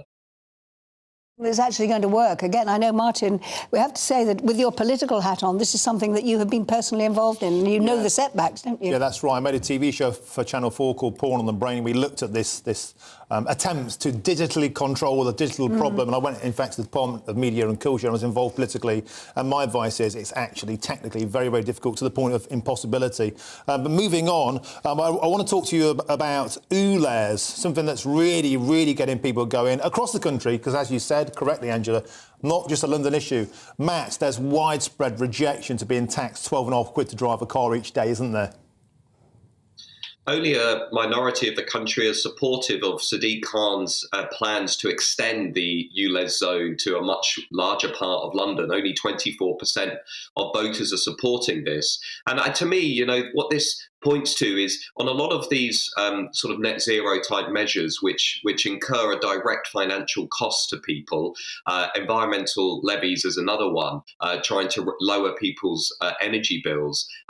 What you often find is usually only minorities of people are supporting these kinds of initiatives. So, you know, for Sadiq Khan, there's a real kind of red flag here, a big warning sign. I mean, it's not even close. You know, as I say, only 1 in 4 are supporting it. And that probably should give him cause for concern, just to kind of reflect, is he in touch with the mood of the country? And more generally, is this sort of net zero agenda in touch with the mood of the country? Biggest cost of living crisis we've had for decades. Is this really the time to be charging people £12.50 every time they get in their car and turn it on? Many voters say, not right now, thanks. Problem here, though, Matt, there's a huge political opportunity for Sadiq Khan to be really on the ropes by the Conservatives, but the net zero targets of the Tories stop them doing this. Yeah, I mean, I think this is one of the issues where there is now a consensus across left and right. We do have this new consensus in British politics that's basically pro-net zero, comfortable with immigration, comfortable with globalization, and that's left many voters, I think, feeling as though they're not really able to challenge this consensus. They don't really have much of a voice outside of that established consensus. And, you know, we've been here before, of course, the early 2010s and the 2000s, people felt they couldn't really challenge this consensus in Westminster. And of course, that set the backdrop to, you know, things like the rise of UKIP, the vote for Brexit, you know, all of these big rebellions that were led by ordinary people who were sort of fed up with this consensus. And I think on these big totemic issues that we've got now, you know, you can see the same. I mean, I would even add some of the gender issues. You know, there are consensus in Westminster, but as we saw with Scotland and now the fall of Nicola Sturgeon, actually, when you polled voters on what she was trying to do with lowering the age at which children can legally change their gender, and I polled that particular question, 80% of people said, you know what, I don't really want to see this. So we've got a consensus in Westminster, to be frank, that isn't actually reflected out there in the wider country. Yeah. Matt, thanks very much for that. And I mean, what struck me about the poll this time, you had a very mixed bag of subjects, quite a lot of them social rather than political. But one big political thing that I'd like to take up with our studio guest, with Claire Pearsall, because it shows that in terms of public support for the Conservatives, they've sort of flatlined. They have. It isn't unusual to have that towards the end of a parliamentary term for a governing party. I think you will always see people looking at the other side and saying, well, perhaps we ought to see what the opposition has to offer. I think the one thing in Conservatives' benefit is that the opposition don't have the policies out there. If they do, they haven't certainly made those known to us, so we don't really know what the opposition stands for. So this is the opportunity for the Conservative Party to retake that base of looking at lowering taxes, looking at things like the ULEZ expansion, as we've spoken about previously. I think that the Conservatives can make some real strides and real gains with its opposition to that. We are seeing the beginnings of a mini kind of battle breaking out, aren't we, in some Conservative boroughs in London who are refusing to install City Cons ULEZ cameras. Surely that kind of common sense approach of sticking up for the poor working man and woman is what the Tories should be doing. They should be going to war on this issue. They absolutely should, and I think that we will see more councils taking this to court, and I support the ones that are near to where I live, certainly Bexley and Bromley, who are going ahead with court action, and absolutely Conservatives should be standing up for the rights of working people, for those on low incomes, to support them through a cost of living crisis and to ensure that they have enough money to support their families. That is what we're about, and I think the Conservatives really can make this their own issue and they can push forward. Sadiq Khan is only looking at his revenue stream. This isn't about emissions, this is not about the climate, this is about revenue, pure and simple, and he wants to make it off of those who can least afford it. Bearing in mind that he's lost so much money on Transport for London, he needs to make that up, doesn't he? Absolutely. But it's interesting, Claire, because I heard George Osborne talking this week, and one of the points that he made about Sunak and the new Chancellor, George, of course, having been the Chancellor before, but with Jeremy Hunt, he said he thought that now the Conservative Party was in a safe pair of hands, people who knew what they were doing. And from his point of view, it was rather nice to have grown-ups running the government after all the nonsense that we had with Johnson and with Truss. But that attitude doesn't seem to have percolated through to a large percentage of the electorate, does it? No, it doesn't. And I think people do want a safe pair of hands, but they also want somebody inspiring. And this is what you need from your leader. You want your leader to go out there to be inspirational, to be ambitious, and to have personality. And unfortunately, we seem to go from one extreme to the other. We have all the personality in the world with Boris Johnson and the many flaws that went with him. Rishi Sunak, very, very smart, very clever, not very interesting, I think. And the public look at it and just think, what have you got to offer me? What is it that you are going to do for me? And if you cannot come up with a concise message to the voters of this country as to what you stand for and what you believe, then you're on a hiding to nothing. Yeah, I agree with everything you said there, Claire. It's always a pleasure, never a chore. I also would love to see Rishi channel some form of inner Maggie, or at least just show a pair. You know, show him in Northern Ireland, show him on ULEZ targets, show him immigration, because if he doesn't, there'll be another political party, I think, sweeping in to do something about it. Thank you for your time this morning. Thanks. Well, it's been 3 weeks since the disappearance of Nicola Bulley, and the Home Secretary, Suella Braverman, has demanded that police explain the rather concerning decision to reveal intimate details about her private life. Yeah, Lancashire Police have referred themselves to the Independent Office for Police Conduct over contact they had with the mother of two prior to her disappearance. Police are appealing for witnesses as they continue their search for a woman who's gone missing in Lancashire while she was out walking her dog. A lady called Nicola Bulley, the 45-year-old mother of two, was last seen at around 9 a.m. on the morning of the 27th of January. Her family are very concerned, as are we. My whole focus is our two girls, just staying as strong as I can for them. Knowing that her two little girls are at home, missing Mummy, and knowing that Mummy is missing is what's driving us forward. We've mounted a really intensive operation to try and find Nicola, and we appeal for anyone to come forward. Our main working hypothesis is that Nicola has sadly fallen into the river. It's now been 5 nights. Police do say that they are keeping an open mind. We are just trying to hold on to the hope. It just can't make sense that this is actually happening, and here we are. The parents of the missing Lancashire mother, Nicola Bulley, say they fear that someone has taken their daughter. The investigation is focusing on a 10-minute window between 10 and 20 past 9 that's unaccounted for. Somebody could have put the phone on the bench. Somebody could have found it and put it on the bench, just on the nearest bench. We don't know. Nobody knows. This is a complete mystery, this whole thing. This afternoon, CCTV pictures were released from the day she disappeared. Detectives revealed Miss Bulley was vulnerable, classed as high risk, and disclosed her issues with alcohol, linked to struggles with the menopause. I still feel so sorry for them that it's been released this way. It should never have come out. They could have just told us on the quiet. It's not the police, it's just the comms piece where whoever's made these decisions needs to answer lots of questions. It just seemed absolutely impossible. Every single scenario comes to a brick wall. All we're doing is sitting there going round and round and round, going through every scenario, and then go back to the first scenario again and do the whole thing again. It's just all day long, that's all we're doing.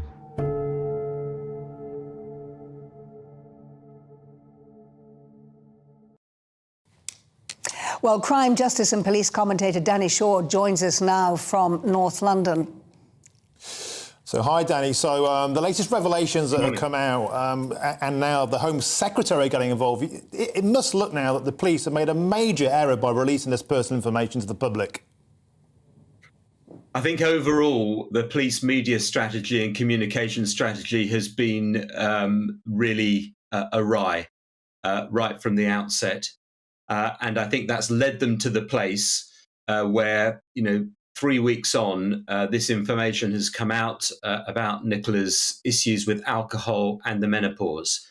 I think the problem is that if that information was significant for the inquiry, which it clearly was, because it's one of the factors that led the police to class this as a high-risk missing person incident, if that information was relevant and the public needed to know it, then why wasn't it divulged earlier on in the case, or at least why wasn't information given to the public at one of those media briefings earlier on, which said this is being classed as high risk because Nicola had some health issues? That was the time to put that information out there. Putting it out there after almost 3 weeks of the case suggests that there are other factors at play. Suggests that Lancashire police are doing this to try to back up their theory in the wake of criticism that Nicola fell into the water. And it's also true that it may have been put out there because journalists, reporters, the press were sniffing around and were going to publish some stories about that kind of thing. That's more understandable. But I think the whole media strategy, the communication strategy has been wrong. It has been something of a public relations disaster, hasn't it? Compounded by the fact that actually the police, having come up with this strategy at the very beginning and treating her as a missing person rather than anything else, and they've not actually come up with anything concrete to be able to say this is what we believe has happened. So how can they have a strategy now to try and find her? Well, I think there are two things. I think the investigation part of it has been thorough and exhaustive.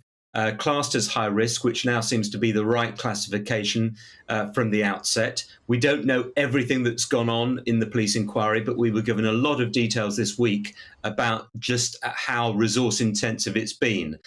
So I think it's difficult to criticise the inquiry itself without knowing all the details. But the media strategy is an important part of any case where you're looking for someone who's gone missing, because public appeals are important. Ensuring that the media is occupied and busy with official information and being able to tell a narrative and a story is so important in these big cases. I think that's where Lancashire police have fallen down because they haven't sort of drip-fed information every single day to keep the media on side, to keep the media busy and away from filling up airtime with rumour, gossip and speculation, which is really unhelpful in an inquiry like this. And when you get to the point where you're divulging private information 3 weeks in a rather cack-handed way, which is how this all came out, that really does suggest that things have gone wrong. I'm not saying it's easy, because this type of inquiry with this level of interest is massive and is not something that a force like Lancashire will be used to doing with this level of national interest. And that does present significant challenges. So I understand the difficulties, but I just think the media strategy was perhaps a bit of an afterthought at the beginning, where it should be actually integral to the overall operation. Danny, 2 points I want to make. First of all, is there a situation, we heard yesterday that there is, that the police haven't given the right information from above down to the boots on the ground, and therefore could they have been barking up the wrong tree in terms of their search? Because it now seems to suggest that if she's a high-risk person, at risk of self-harm, then they may have better put their resources elsewhere. And secondly, what about the impact on the children of releasing this information? Because the internet is forever. I think those children will suffer as a result of this, and it's a terrible breach of confidentiality and public trust to have put this out there. Well, in terms of the investigation, look, there is a concern that the police investigation was driven early on by an assumption that Nicola had gone into the water. And therefore, they sort of neglected or didn't prioritise other lines of inquiry, such as searching the fields, sealing off the area around the bench, and so on. That is a concern, and it still remains their working theory that she has gone into the water. But without seeing all of the investigative details, I think it's really difficult to make a conclusion about that, which is probably why we need an independent review of the inquiry, and I expect at some point that will happen. In terms of the information being put out there, of course it's uncomfortable for the children at some point when they see it on the internet, but to be honest, their main concern at the moment is finding their mum. That's the most important thing, getting their mum back. I think other issues about that are secondary at the moment. And I would say the family did release a statement when it made clear that they were told that the police were going to put that information into the public domain beforehand. It may have been that their hand was forced because newspapers or social media was going to put that stuff out there in any case, and the police felt it was better to do it in an official way. That's a possibility that I don't think we should exclude. Danny, thank you very much indeed. And this is a story that has grabbed the public attention, and I think will continue to do so until one way or another there's a conclusion. That's right. More to come, including reaction to Manchester United's Europa League draw with Barcelona last night. That's coming right after the break. Please stick around.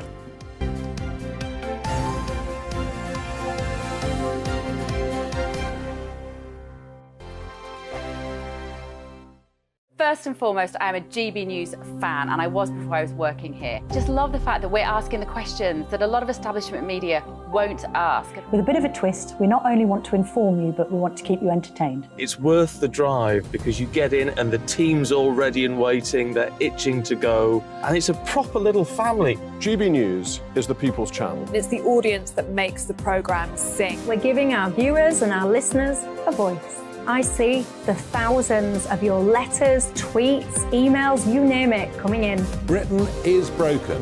How on earth did we get into this mess? But more importantly, how do we get out of it? The establishment had their chance. Now we're here to represent you. It's time for something different. It's time for GB News. I'm very patriotic. I believe in Britain. Our best days lie ahead. Britain's watching. Britain's watching. Join us here on GB News. The People's Channel. Britain's news channel. I'm Andrew Doyle. Join me at 7 o'clock every Sunday night for Free Speech Nation, the show where I tackle the week's biggest stories in politics and current affairs with the help of my two comedian panellists and a variety of special guests. Free Speech Nation, Sunday nights from 7 on GB News, the People's Channel, Britain's news channel. Here on GB News Live, we'll be keeping you in the picture, finding out what's happening across the country and finding out why it matters to you. We'll have the facts fast with our team of reporters and specialist correspondents. Wherever it's happening, we'll be there from 12 noon on TV, radio and online. GB News, the People's Channel, Britain's news channel. I'm Michael Portillo. Join me on GB News on a Sunday morning for topical discussion, debate, arts and culture, and sometimes even ethical dilemmas. I don't always agree with you, Michael. Michael Portillo, Sundays on GB News, the People's Channel, Britain's news channel. Hello, I'm Michelle Dewberry, and you can join me every weekday 6 till 7 on Jubes and Kerr. You're an inspiration to us all. Clip that bit up. Well, you are. That's my ringtone. My political ambitions those days are gone, I can tell you. She's only teasing. Go on. He's probably going to want to lay down now. I'll give him 2 minutes to have one. Let's respectfully disagree. That's what we like on Absolutely. Jubes and Co. Come and join us. GB News, the People's Channel. Michelle Dewberry, weekday evenings at 6 o'clock. I'm Simon Evans. Join me on GB News for Headliners at 11 p.m. What's the scoop? I'll be joined by two of the country's top comedians. That's right. As we take a look at tomorrow's newspapers tonight. We're going to get into trouble. If it's a big story, we'll be covering it. Spill some tea on him. There we go. But we'll also have some fun. I wouldn't stick up a bank. My father didn't love me. So anyway. Headliners every night from 11 on GB News, the People's Channel, Britain's news channel. Join me, Nana Akue, Saturday and Sunday afternoons on GB News. Expect fiery debate and passionate discussion as me and my panel tackle some of the biggest topics hitting the headlines. It's a place for everyone's opinion. No one gets cancelled, but no one gets an easy ride. Oh, she's on it today! Be ready for conversations that are fierce, frank, and of course, fun. Every Saturday and Sunday afternoon from 4 p.m. on GB News, the People's Channel.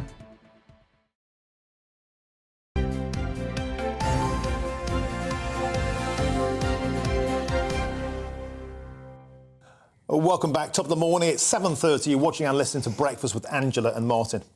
And we can now be joined by Aidan McGee to take us through the weekend's biggest sports stories, and there are loads of them, aren't there? There are indeed. I mean, let's reflect on Manchester United last night, first of all. I mean, that was an old-fashioned Champions League level ding-dong, actually, even though it was in the Europa League. United starting to look like a real proper team now. You know, they went behind early in the second half against Barcelona, but they turned it around thanks to another goal by Marcus Rashford, his fourth in as many games, and an own goal tilted it Man United's way before they conceded late on, but a brilliant performance away from home by Man United. I don't remember even in Alex Ferguson's reign too many times when they went to like a really top Spanish side and took the games to them. Barcelona won 11 games in a row.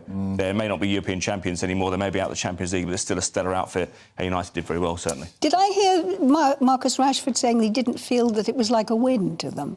Why would he say that? Well, it wasn't a win. They drew 2-2. But, I mean, if we go away from home and play as well as that, exactly. I think that you would say... I mean, there's a second leg to come as well. There's a second game at Old Trafford. They'll take them so at they home. can do the job there. Yeah, exactly. And so, but they're playing so well. We haven't seen United like that for a number of years now. Now, let's talk about United, because there's a lot of gossip about this Qatari takeover. Qatar seems to be getting their fingers in every pie, especially since the World Cup. Now, they're whitewashing their public image. We know about all the politics of that. But specifically, the implications, how can Qatar own so many clubs in Europe when they play against each other? Yeah, exactly. Now, they're going to circumvent the rules by... Well, look, the QSI, who are the Qatari sports investments, they own Paris Saint-Germain. They're going to basically circumvent, Angela, the rules by creating a separate company called the Qatar Investment Authority. Now, they own Harrods and own the Shard, and so as a separate company, technically, they could buy Manchester United, and that would satisfy UEFA's rules. It also helps that the chairman of PSG, or the overall president, if you like, Khalifa, is very, very friendly with UEFA. He's been pressing the flesh there for a number of years. In fact, he's credited with the Super League not happening 18 months ago because he refused to let PSG get involved in it. So he's got quite a good reputation. He's got credit in the bank. But if you think back to Robert Maxwell back in the 80s, he owned Oxford United. He wanted to buy a much bigger club in Derby County, so he set up a different company and put Kevin in charge. He then tried to buy Watford in 1987 from Elton John, and he was going to put Ian in charge of that one. That one didn't go through. Of course, Maxwell met his demise 2 years later. We'll never know really what would happen. But so it's not a new thing, even though that was much more parochial then. This is a European level thing. But United itself, they're losing £2 million a week at the moment. Wow. They've ameliorated some of those losses by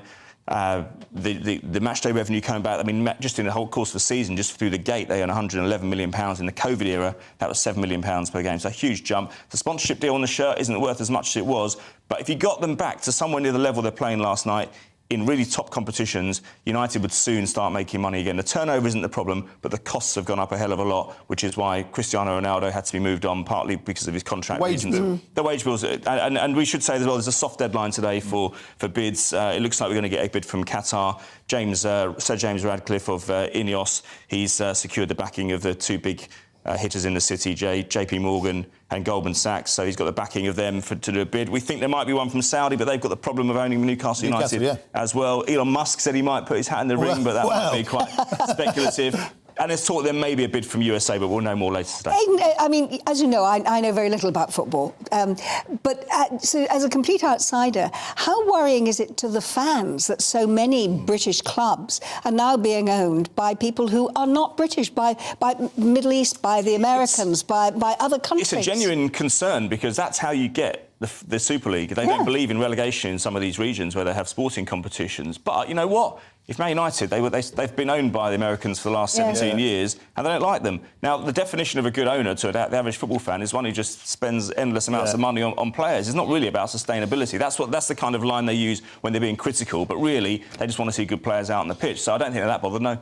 I think fans care about that sort of politics right until they sign some massive players and start winning. And So, then they don't care where it comes from. Don't foot the bill either, do they, for these wages. Have we got time for Welsh rugby? Yeah. Yes. Very quickly. So this is one you're really into. Well, yes, I am. Because I'm interested to know that the Welsh rugby players are now saying they're possibly going to go on strike because of arguments over on their contract, which means that they're actually going to avoid playing the next match in the Six Nations. Against England. It's such a shame, Angela. We've been talking about the Six Nations for the last couple of weeks. It's been a brilliant start to the tournament. But, yeah, this contract issue is rumbling on. It's not just about the international side, it's about the league sides as well, and they're taking their time over it. Yesterday we saw Alan Wynne-Jones ban the Netflix cameras from the press conference. He said, well, you know, why should you make money out of us when you're making a Six Nations documentary when you haven't even sorted out our contracts yet? It's causing problems with anxiety, mental health. Don't forget they don't earn anything like the money that footballers earn. And they had a sponsors event as well at the Parkgate Hotel in Cardiff this week, and their players decided to stay for an hour. They should have stayed for longer, but they walked out because the organisation are not in charge of this and not managing it as well as they should. It's also been a rough start for them as well. 2 defeats from 2 games. The return of Warren Gatland hasn't really warranted. Hasn't really garnered the response that they would have hoped for, though it is a long-term thing. And, of course, we had the allegations a month ago of misogyny, etc., among the unions. So really difficult times for Welsh rugby. It's in a dark place. Well, I've got to say, I like a bit of player power. I think it's about time there's a bit more power in the dressing room. Aidan McGee, fantastic. And you smell so lovely again this morning. He smells, always you smell wonderful. Cheers. Shall I let you into a secret, viewers? He's actually brought in a little sample of what he's wearing today, and Martin is now covered in it. So. Very lemongrassy. It's lovely. Yeah, thank you very much. Anyway, I'll have to up my game on the perfume bottles. After the break, we'll take a look inside the latest retail figures for last month. Have they gone up or down? Please stay tuned to find out.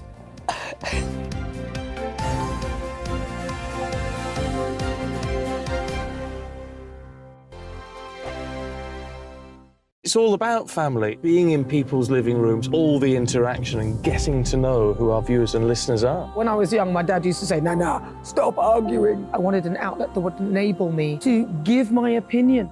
People are going through a really hard time right now, and I know that you don't feel like you're being listened to by the establishment. I came to GB News because it's the People's Channel, and I want the audience to have their say on the events of the day. We're dynamic. We do something different. Democracy shows that the wisdom of the nation is in its people.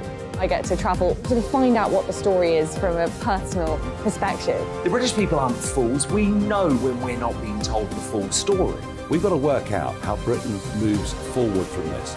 It's the best country in the world. The establishment had their chance. Now we're here to represent your views. Britain's watching. Britain's watching. Britain's watching. We're proud to be GB News. The People's Channel. Britain's news channel. Monday to Thursday on GB News, it's Bev Turner Today from 10 a.m. We're going to be here for you, our GB News family, to keep you up to date, but also make you smile. The guy went from puberty to adultery. And I can't wait to bring a few of my own opinions. I have no time for cultural totalitarianism. We'll engage in passionate, but always polite debate, with your thoughts and opinions at the centre of it all. Only on GB News, the People's Channel, Britain's news channel. We are GB News, and we'd like to say thank you to each and every one of you for bringing us your conversations, for helping our great nation find its voice. We are here for you on radio, television, and online, across England, Scotland, Wales, and Northern Ireland. It's not the BBC, you actually get your facts right. We are proud to be GB News, the People's Channel, Britain's news channel. Join me every Sunday at 6 p.m. for Gloria Meets. In exclusive interviews, I'll be finding out who our politicians really are and what they really think. It's something that you would never want anyone to suffer. I didn't know what channels there were. I didn't think I'd be believed. I must have weighed about 7 stone and I'm 5'8". My instincts was to sort of cover this up. I mean, clearly that was a mistake. Join me every Sunday at 6 p.m. on GB News, the People's Channel. Britain's news channel. He's the king of breakfast TV and he's back. Eamon Holmes, back on the TV with me this morning. You even remember my name. I know, it's been 4 months. You have holy water by your bed? Oh, yes. Oh, already to bless. Yeah. Oh, Eamon. Oh. Why do you not believe anything I say? Eamon Holmes back on GB News Breakfast at 6 a.m. Join me, Patrick Christie's, Monday to Friday, 3 till 6. We tackle the day's news agenda like you've never seen before. It's high tempo, high octane, the most controversial topics, and the best guests. You will not be able to take your eyes and ears off it. I'm not afraid to ask the questions that you really want answered. 3 till 6 p.m, Monday to Friday on GB News, the People's Channel, Britain's news channel. Hi, Andrew Pierce here. Join me every Friday lunchtime for a proper no-nonsense debrief of the week's events. With special guests in the studio and the GB News team on the ground, I'll be getting you up to date with news, some intelligent discussion, and my own sharp take. The weekend starts here with me every Friday lunchtime on GB News, the People's Channel, Britain's news channel.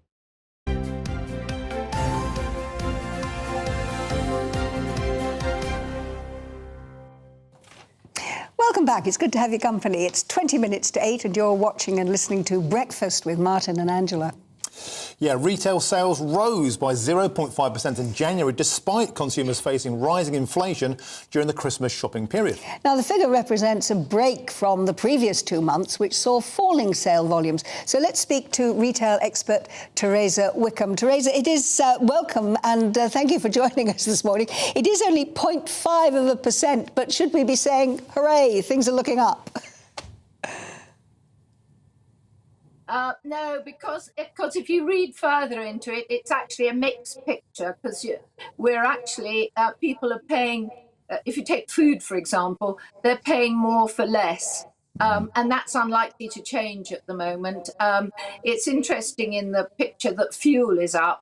And of course, that's affected by the train strike. So more people have taken to their cars. But I think despite promotions and everything else, it's a very, very mixed picture.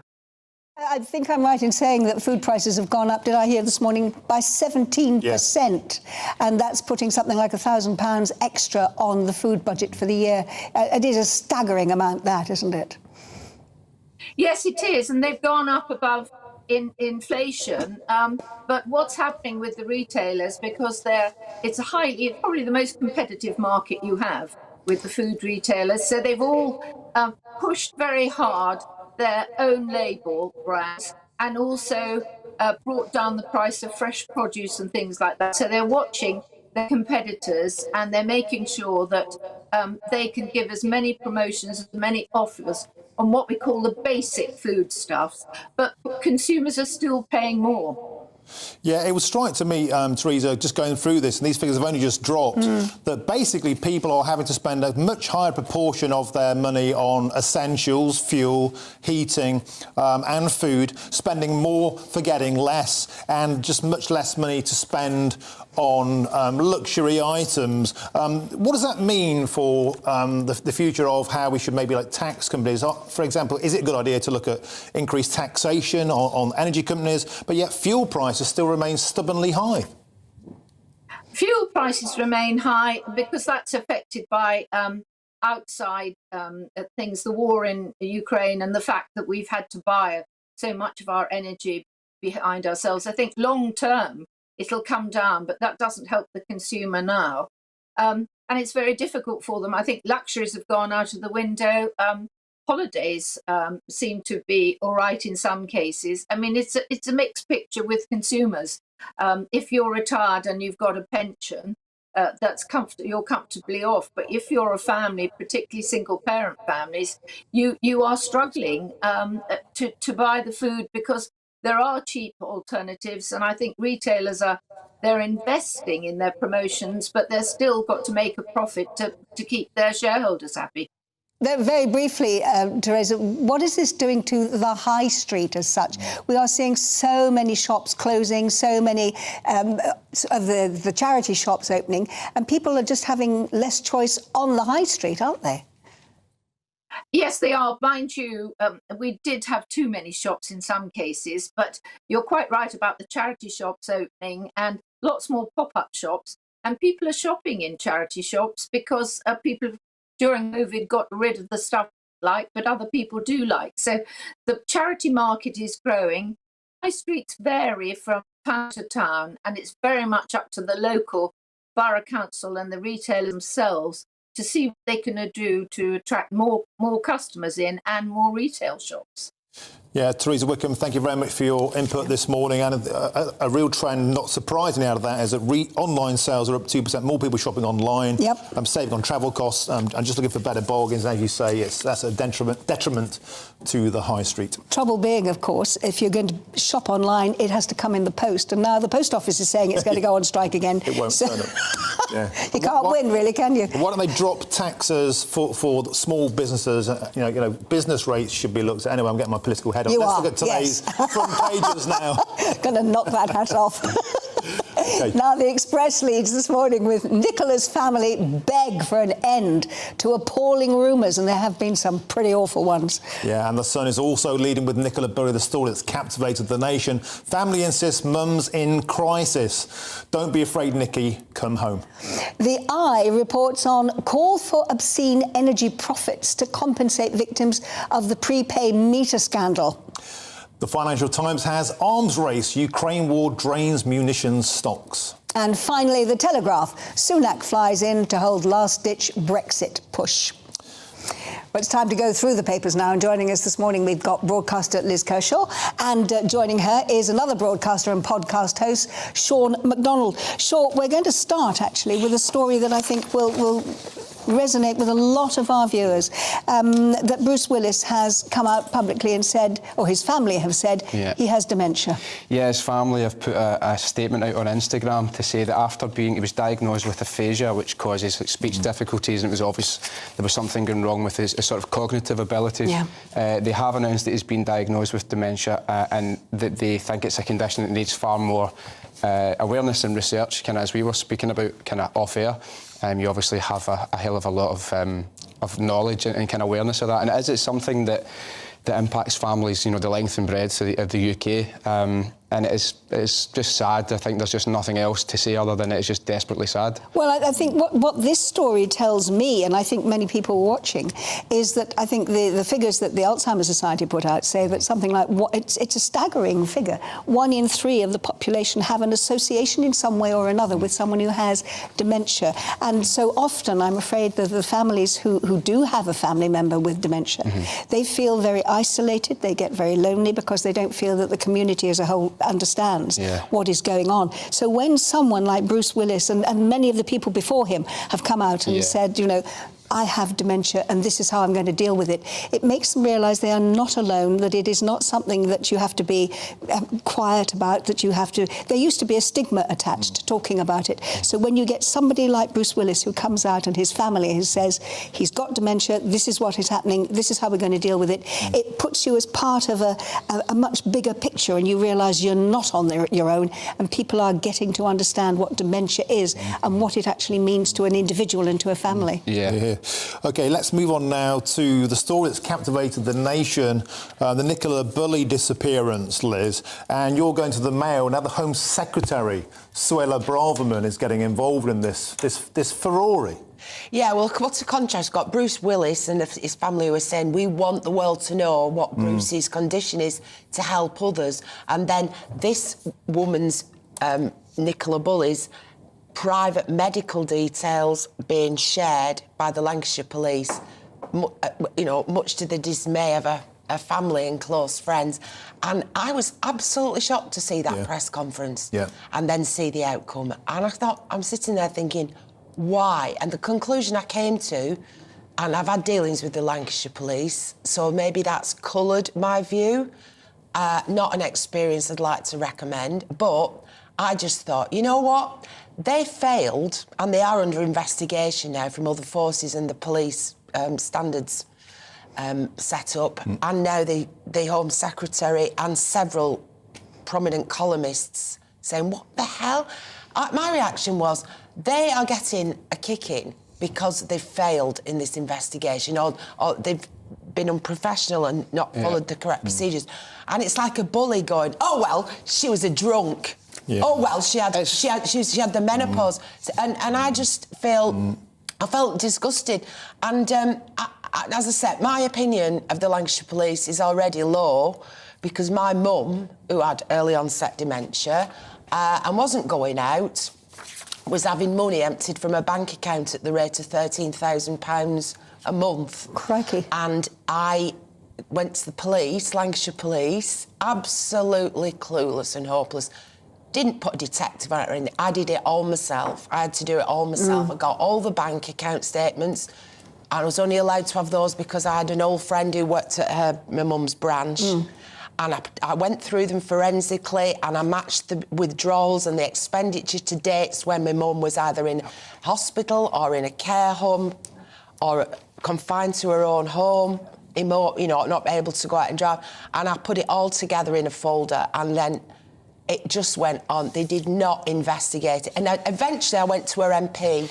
Yeah, I have to say that, in fact, a lot of police forces are not really au fait with those situations. But I think that the situation here with Nicola Bulley is that not only were you offended, so many other organisations and individuals were offended that the police felt it was necessary to say this. Yeah, what I find very troubling is it is almost a mirror image of talking about a rape victim and saying, well, she was dressed a certain way, she was asking for it. Yeah. I think there has been a complete dereliction of duty. The last time I was on the show was about 2 weeks ago, and we were talking about this very thing, that there were former detectives who led the Sarah Payne, I think, in the Millie Dowler case, who was immediately saying, what is going on in the way that you're conducting, and the sort of assertions that the police were making of, oh, she's fallen into the water, based on what? There are many holes that are being picked apart, and it is kind of bully boy tactics of saying, well, she had issues with alcohol. I just don't see how that is relevant in the slightest. Yeah, it's going to be terribly, terribly damaging, I think, for those poor children as they grow up, because the internet's forever. They're going to see this about their mother, whatever comes of it. I think it's absolutely horrendous. I really, really do think it's terrible. Anyway, let's move on to a bit of a lighter story, something which, as older folk, might not quite get our heads around.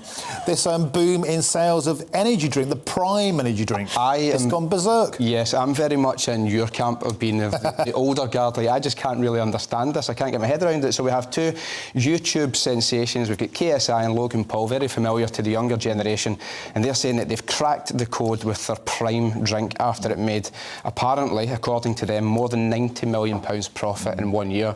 The way that they seem to have done that is they've tapped into this zeitgeist social media craze of YouTube, and they've created this hype and this buzz, combined with a sort of scarcity tactics, and you've seen it going for £100 a bottle in some places, which is just obscene. I'd love to crack these people's heads together.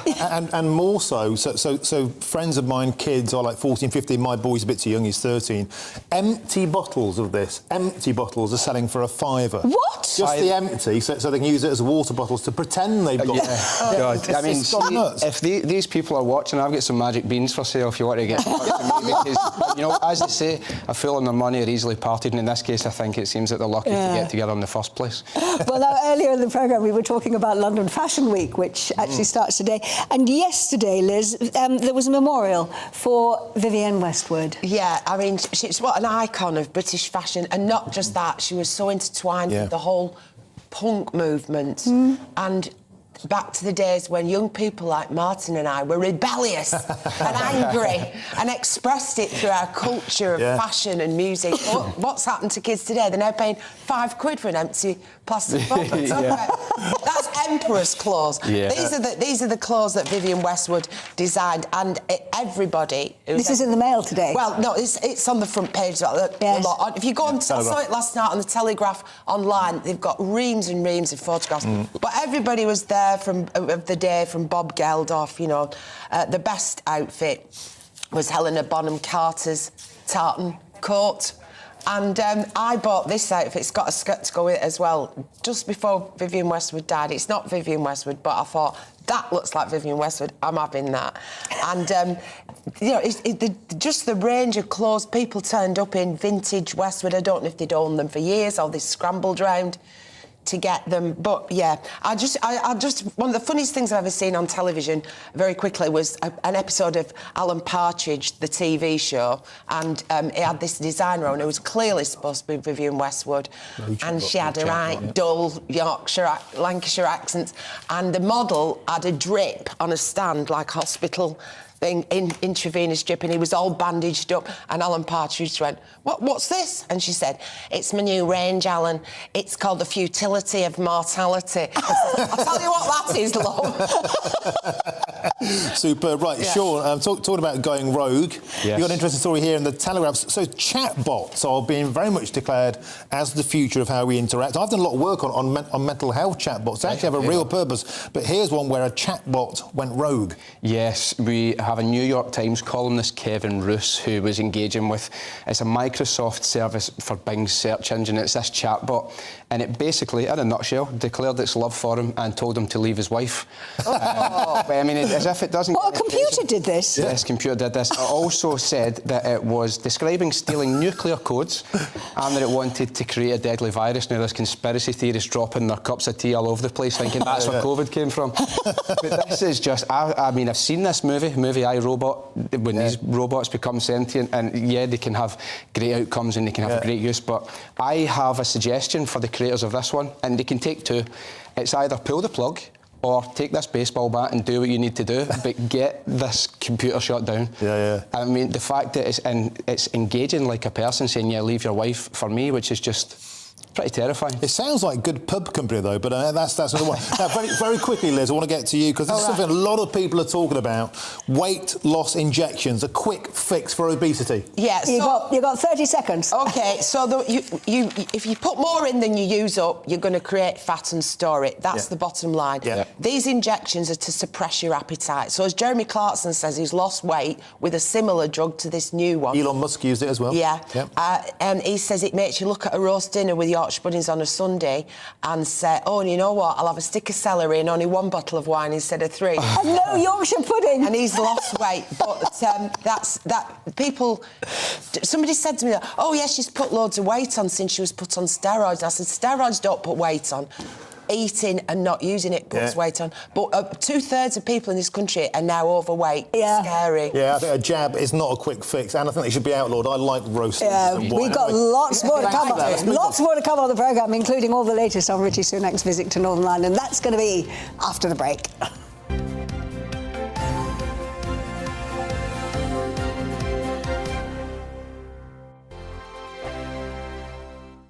Monday to Thursday, 9 p.m. till 11 p.m. Join me, Dan Wootton. I'll bring you the sharpest takes and hottest debates. Do you not believe in prisons? I don't believe in prisons. I'm completely stunned. I guarantee you there'll be no spin, no bias, no censorship. I actually was personally quite offended by it. And no reason to go to bed. So I guess they've always been quite woke. That's Dan Wootton tonight on TV, radio and online. Monday to Thursday from 9 p.m. till 11 p.m. on GB News. The People's Channel, Britain's news channel. We are GB News, the People's Channel. And right across the United Kingdom. You can find us on Sky Channel 512. Virgin Media Channel 604. Freesat Channel 216. Freeview Channel 236. And YouView Channel 236. You can also take us with you on DAB Plus Radio. With the GB News app and at the website gbnews.uk. We're absolutely everywhere. Come join us on GB News, the People's Channel, Britain's news channel. We are GB News, right across the nation. You can get us on television, on radio, on digital. We're absolutely everywhere. Amazing. You see, amazing. You remind me of me in the European Parliament. But here's the most important bit. We are not part of the mainstream establishment. We think and speak just like you do. We are the People's Channel. Magnificent. That's really, really thoughtful. Come and join us on GB News, the People's News Channel. Join me, Lawrence Fox, on GB News. Frank, fun, fearless, and sometimes serious. Much as I love a Friday night punch-up, what I really want is a battle of ideas. I want to look at things differently. I want to hear different voices and engage with your unique experiences. Every Friday at 7 p.m. on GB News. We are GB News, the People's Channel. Why not take us home with you by visiting the GB News shop at gbnews.store? You'll find all the official merchandise, a really good present actually for yourself, your friends or your family. We ship across the UK mainland at no extra cost. GB News, the People's Channel. Join me, Patrick Christie's, Monday to Friday, 3 till 6. We tackle the day's news agenda like you've never seen before. It's high tempo, high octane, the most controversial topics and the best guests. You will not be able to take your eyes and ears off it. I'm not afraid to ask the questions that you really want answered. 3 till 6 p.m, Monday to Friday on GB News, the People's Channel, Britain's news channel. Join my show Farage, 7 p.m. till 8 p.m, Monday through Thursday. And there you will get opinion, analysis, debate, and I'll cover stories that nobody else dares to touch. You've been cancelled. Join the club. Oh, my goodness me. And then for the last 15 minutes, talking pints. We're over a drink. We have a civilised conversation with someone. We very often disagree, but we do it in a grown-up way. Come and join me on Farage. I'm Mark White. As GB News Home and Security Editor, I cover those key issues that are so important to you. Our authorities, our communities doing all they can to combat violent crime. With the public services under unbearable strain, why are we still failing to control our borders? Defence, the first priority of any government, has been continually hollowed out. Can we trust our politicians to protect the armed forces? Join me, Mark White, on GB News.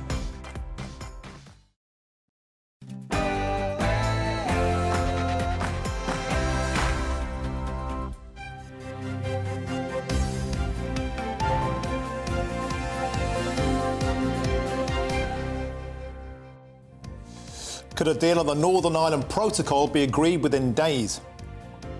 Very good morning to you. It's 8 o'clock on Friday the 17th of February, and this is Breakfast on GB News with Angela Rippon and Martin Daubney. It's good to have your company. Yeah, and here are the top stories this morning. The Prime Minister will hold talks with Stormont leaders later today as speculation grows a deal on the Northern Ireland Protocol could be reached. Reports suggest Rishi Sunak could announce it to Parliament as early as next Tuesday. The Home Secretary is demanding an explanation from police as to why aspects of Nicola Bulley's private life were disclosed at a press conference as the search for the missing mother of two enters its third week. And that story is completely gripping the nation. In other news, the race to replace Nicola Sturgeon as leader of the SNP will last fewer than 6 weeks, with the new First Minister of Scotland to be announced as soon as the 27th of March. But who could it be?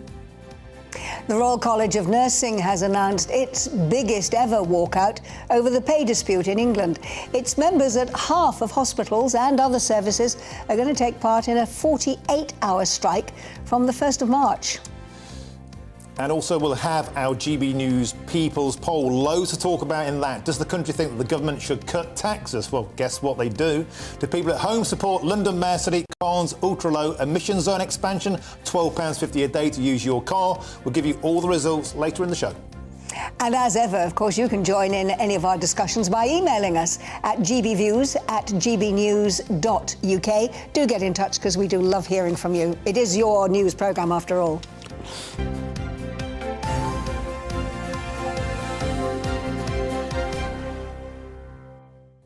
And we start with our top story this morning, which is Rishi Sunak being in Belfast amid speculation on a deal on the Northern Ireland Protocol, a suggestion that it could be agreed within days. I'll believe that when I see it. The Prime Minister will meet with local party leaders for talks before joining up with Foreign Secretary James Cleverly to speak to EU leaders. Now, if Sunak wins the DUP's support, the deal would be presented to Cabinet next week and then set out in the Commons shortly thereafter.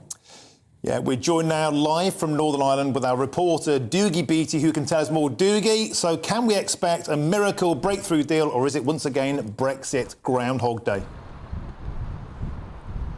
Well, I can hear Sonny and Cher playing in the background, I think. Rishi Sunak has got a mountain to climb here of how he's going to get round issues like the European Courts of Justice, how he's going to make sure that there's no paperwork between Northern Ireland and the UK with this European deal. It has went on that long that a fudge is no longer good enough. People in Northern Ireland, especially around Christmas, realised when they started hitting that button and it kept saying will not deliver to Northern Ireland, only to the UK mainland, that people have really started to say, well, Brexit and the protocol is really starting to hurt here. Goods missing off shelves, etc. here, the price of stuff going up. Really, the protocol has had a bite in Northern Ireland, and only 30% of that is in. Can Rishi Sunak do his best to bring the DUP on board? For the people of Northern Ireland and the government, it would be nice, but I would think probably not. So, Doogie, a key part of this is the supremacy of the European Court of Justice. And at the moment, Northern Ireland, a part of the United Kingdom, is still subjected to Brussels rule. So is there any way that that circle can be squared with the DUP?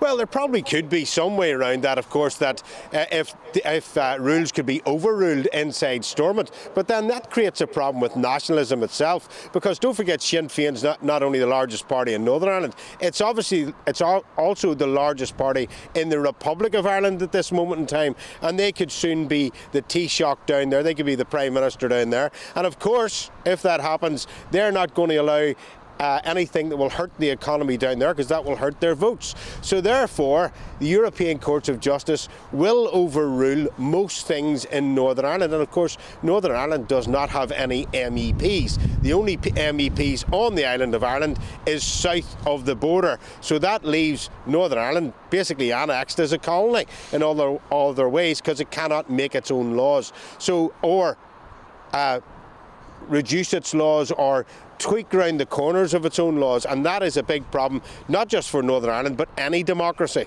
So, Doogie, does part of the solution lie with, as you described them, those EU MPs south of the border? Yes, and of course, if there is MEPs south of the border, that means that everything from Northern Ireland will have to go through the south in order to have their laws looked at. So unionists are saying, well, why are we even in government if our laws are coming from Brussels and not from us here? So there is, I suppose, a lot of ways they could do that. They could give MEPs back to Northern Ireland, which would then bring us completely back into Brussels and leave us as a separate state, and that in itself would be a problem. But it's all about consent and where that goes from. And of course, the majority of the population want to stay inside the union. They see the benefits inside the union. They see the hospitals, they see the Barnett consequentials, and they also see that 70% of their jobs are inside the public sector or related to the public sector. And of course, 70% of their trade is also with the UK, not with Europe. So take that away, and all of a sudden, the 1.8 or 1.9 million people in Northern Ireland would look a little bit worse off. OK, Doogie Beattie, thank you for joining us this morning. I'll tell you what, Angela, if Rishi Sunak believes in a miracle deal, maybe he believes in miracles, why does he walk across the Irish Sea rather than flying? I can't see anything happening today. No. I'll be happy to be proved wrong, but, you know, we're still where we were in October 2019. And the thing is, we're still talking about the deal. We don't actually know what the detail of the deal is yet, do we? And it's going to be several days before we do, unless, of course, people start leaking, as some members of the DUP and the Nationalists might well do. Let's hope we can finally move forward on that one. Anyhow, the latest GB News People's Poll results are in, and Labour are still ahead of the Conservatives if there was to be a general election today. 48% of voters would now vote Labour in the next general election, with just 21% now backing the Conservative Party. 46% of you oppose plans to extend the ultra-low emission zone. That's where it costs you £12.50 a day to drive in London, and it's coming elsewhere in the country. You watch. While nearly a quarter support it. It is also important to say 31% of voters preferred not to answer, perhaps because they don't want to be called climate change deniers. Our poll also shows nearly a third of voters want the government to reduce the tax burden, while 14% think it's just about right. And yet another 16% would like taxes to be increased further. As always, no consensus on tax. Precisely. Well, talk us through the poll and some of the other big stories of the morning is former Labour advisor Kevin Marr. Good day to you, Kevin. So this is happy reading for you on the left-hand side of the political spectrum, because it seems whatever Rishi Sunak does, his polling is as flat as a pancake. It is. I mean, that poll, again, is pretty dramatic. It's a 27-point Labour lead, which, of course, if that's translated through a general election into the House of Commons, sees the Tory party effectively annihilated. It would be a dramatic result and completely unprecedented. So it's almost certainly untrue. And I think most Labour watchers looking at this would be relieved to see those kinds of figures at this point in the Parliament. We're 18 months away from a general election, but I think they'll approach these kinds of figures with a very, very large pinch of salt, because they will change. But what it does show is that there's been no real bounce, or as the Americans have it, the proverbial dead cat bounce for Rishi Sunak, as in dead cats don't bounce. So he's had no honeymoon. It's been a continuation of the kind of Johnson and Truss years and the kind of psychodrama. He's not managed to kind of break away from all of that, and the polls reflect that very, very bluntly. They're very divided on tax, as we say there. So where would the Labour Party stand on that? Would they go with the majority? Would they go with the let's keep it where it is? What would they be doing? I think they'll be relieved that actually there's a range of opinions on all of this. I mean, it's a minority of Conservative voters that want to see taxes cut immediately, which will be music to the ears of Jeremy Hunt, because he's saying to his MPs at the moment, I can't cut taxes and balance public spending commitments and obviously getting national debt down, post-COVID recovery. I can't manage all of that, so you're going to have to kind of wait for tax cuts. That's very much what Jeremy Hunt is saying to his MPs at this point. So he'll be very relieved to see these kinds of figures, as I suspect the Labour front bench will as well, that there's always a kind of a hope that you can kind of convince the public enough that to fund decent public services requires X amount of taxation to do that. And in previous times, any Conservative government simply cutting taxes saw big increases in its popularity. And perhaps that kind of calculation is changing, and people are perhaps a bit more aware that, look, you've got to balance these things off a little bit. Taxes are very high, and for those of us that are self-employed, we notice this an awful lot. So there's definitely a constituency for cutting taxes, but there seems to be at the moment a bigger constituency for delivering better public services. Yeah. There could be a miracle with Rishi getting a deal in Northern Ireland. There could be a miracle and Labour might cut taxes at the next election. Moving on to somewhere where Labour's taken a hammering in this poll, though. Well, literally, London Mayor Sadiq Khan, Ulez, is hated by the British public. It's not just a London idea, as we talked about earlier. It is across the country. This charging £12.50 a day to drive cars, especially the most impoverished drivers. We had the Unison chief this week saying it's hammering nurses and care workers. Where does the Labour Party stand on this kind of taxation dressed as salvation? Because working people are getting it hard. Are they going to be taxed out of existence by a future Labour government too? I mean, it's a bit like, the phrase when the rubber hits the road. I mean, what we're seeing with everybody's in favour of doing something to curb climate change, and everybody's in favour of doing something now to improve air quality. It's just that they don't agree on what that thing should be. And of course, you're right. We've got these conversations that are taking place in Greater Manchester, in Sheffield, where I live as well. Sort of, exactly the same kind of project is coming forward. It's when the public have got to pay hard cash for this, and that's when people start to sort of recoil and say, wait a minute, there must be a better way, or somebody else must be the problem and not me. And of course, the Unison comment is very interesting, because yes, this is a regressive tax that the poorest potentially pay more. That if you've got an older vehicle, you're the one that's going to get hammered, and the people who can afford shiny new Teslas and all the rest of it, they're the ones that get off scot-free. So it's a regressive taxation, and it's really quite arbitrary. And the ironic thing is, this is one of those issues where we're told with developments with car technology that in 10, 15 years or so, this problem of poor air quality in urban areas should have resolved itself anyway. We've all been whizzing around in electric cars or flying around or teleporting like they're doing Star Trek or whatever. But it's a problem that should kind of resolve itself. So it feels a little bit, I think, to a lot of voters like a hammer to crack a walnut. But 10 years down the line is quite a long way, Kevin. And in the meantime, while it's a lot of Conservative councils that are getting the headlines for saying they're going to not even put up the cameras in their area to actually monitor the cars that need to be charged, a lot of Labour councillors are coming out also and saying we don't want it either. Sadiq Khan is a Labour mayor. You've got Boris Johnson, Conservative, former mayor of London, saying he thinks it's a bad idea. Is the Labour Party actually going to come out and say to Sadiq Khan, you cannot do this, you should not be doing this? It goes against every principle of the Labour Party in that we are taxing the poor and not actually supporting working men and women.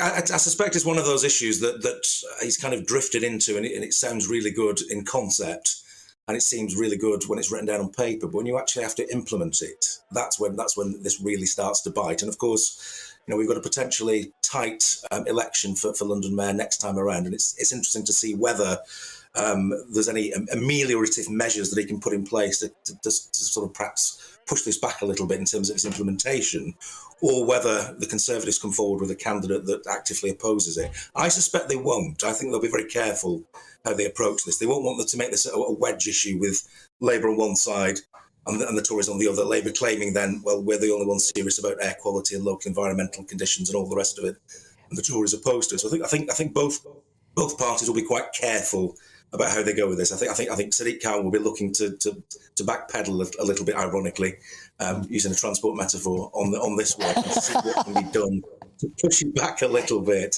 But at the same time, the Tories don't want to pile in on this either, I think. No, Kevin, very, very briefly, you haven't actually answered the question I asked you, which is, will the Labour Party, now come on, because what you gave me was a usual politician's fudge here, will the Labour Party say to its Labour man who is the Mayor of London, Sadiq, you cannot do this?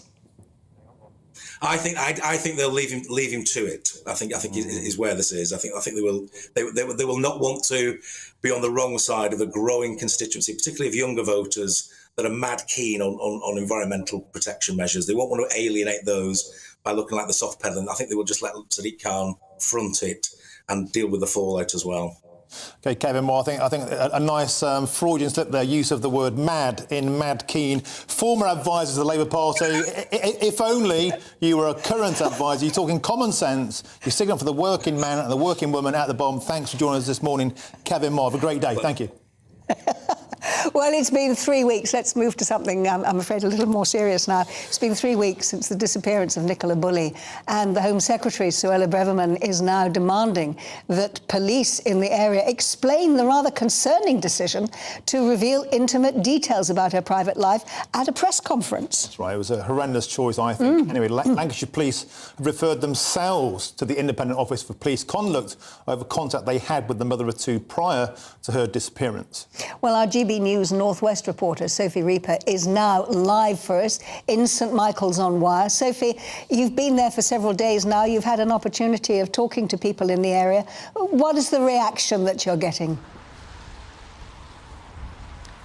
I think everyone is just still so stunned by this whole thing. As you say, it's now been 3 weeks since the mother of two went missing on Friday the 27th of January. And realistically, we still don't know that much. I'll walk you through the few facts that we do have. We know that the morning of Friday the 27th, Nicola Bulley loaded her car. We know that because we've seen images from her Ring doorbell.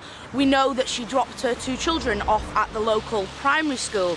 We know that at 9:01 she signed into a Teams meeting, although her camera remained off.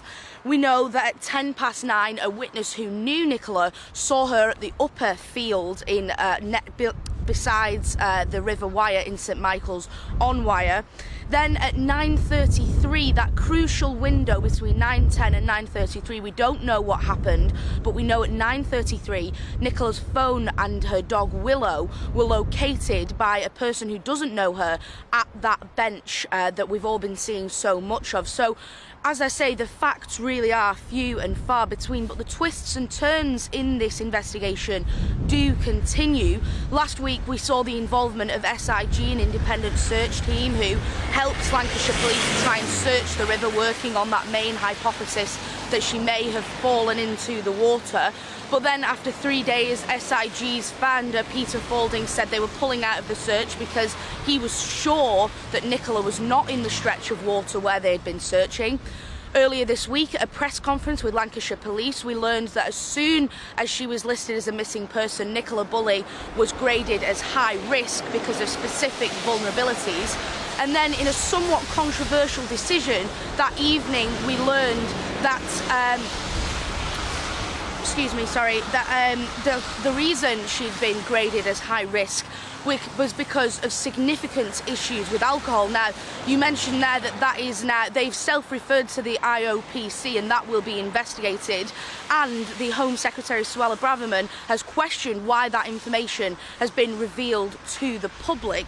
So the controversies continue, but so does the national interest in this case. And I think the reason for that is because there is just so much mystery. We still, 3 weeks later, don't have an answer to the question, what has happened to Nicola Bulley?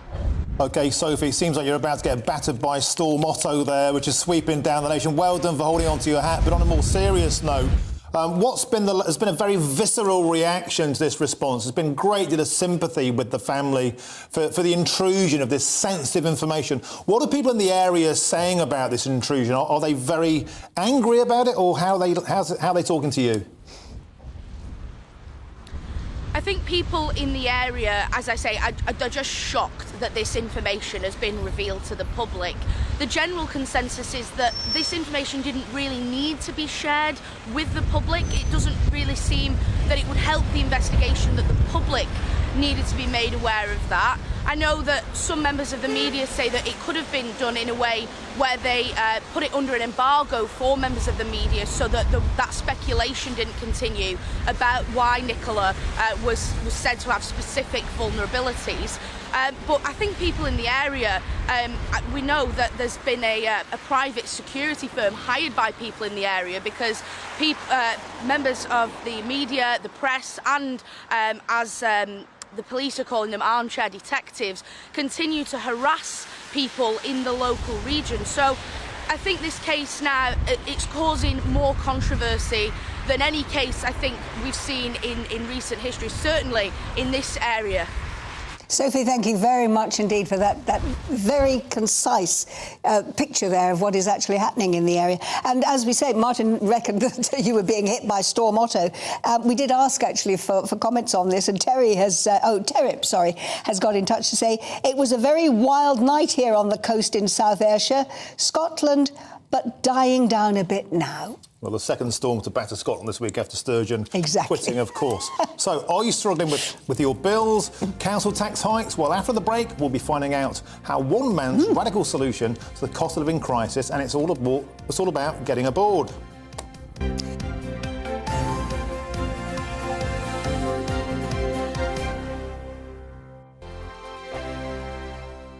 First and foremost, I am a GB News fan, and I was before I was working here. Just love the fact that we're asking the questions that a lot of establishment media won't ask. With a bit of a twist, we not only want to inform you, but we want to keep you entertained. It's worth the drive because you get in and the team's all ready and waiting, they're itching to go, and it's a proper little family. GB News is the People's Channel. It's the audience that makes the programme sing. We're giving our viewers and our listeners a voice. I see the thousands of your letters, tweets, emails, you name it, coming in. Britain is broken.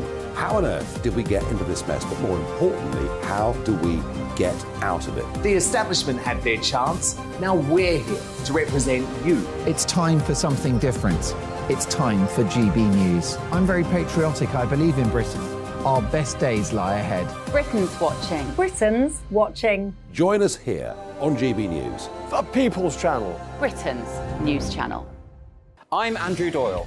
Join me at 7 o'clock every Sunday night for Free Speech Nation, the show where I tackle the week's biggest stories in politics and current affairs with the help of my two comedian panellists and a variety of special guests. Free Speech Nation, Sunday nights from 7 on GB News, the People's Channel, Britain's news channel. Here on GB News Live, we'll be keeping you in the picture, finding out what's happening across the country and finding out why it matters to you. We'll have the facts fast with our team of reporters and specialist correspondents. Wherever it's happening, we'll be there from 12 noon on TV, radio and online. GB News, the People's Channel, Britain's news channel.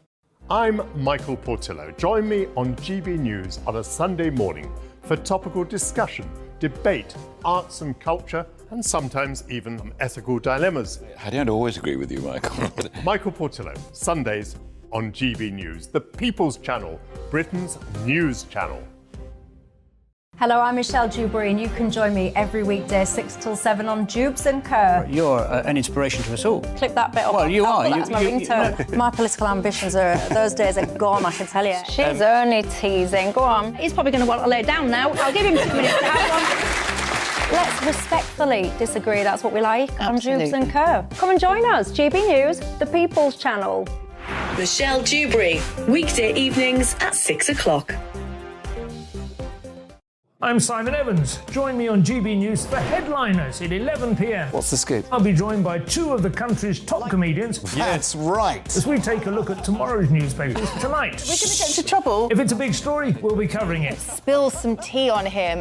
There we go. But we'll also have some fun. I wouldn't stick up a bank. My father didn't love me. So anyway, Headliners every night from 11 on GB News, the People's Channel, Britain's news channel. Join me, Nana Akue, Saturday and Sunday afternoons on GB News. Expect fiery debate and passionate discussion as me and my panel tackle some of the biggest topics hitting the headlines. It's a place for everyone's opinion. No one gets cancelled, but no one gets an easy ride. Oh, she's on it today. Be ready for conversations that are fierce, frank, and of course, fun. Every Saturday and Sunday afternoon from 4 p.m. on GB News, the People's Channel.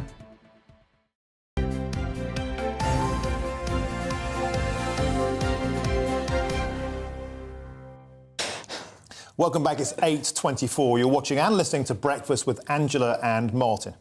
Now, the UK's cost of living crisis has left many considering where they can actually afford to live. And amid the crisis, James Posner says he saved £3,000 a month after ditching his flat to live on a narrowboat.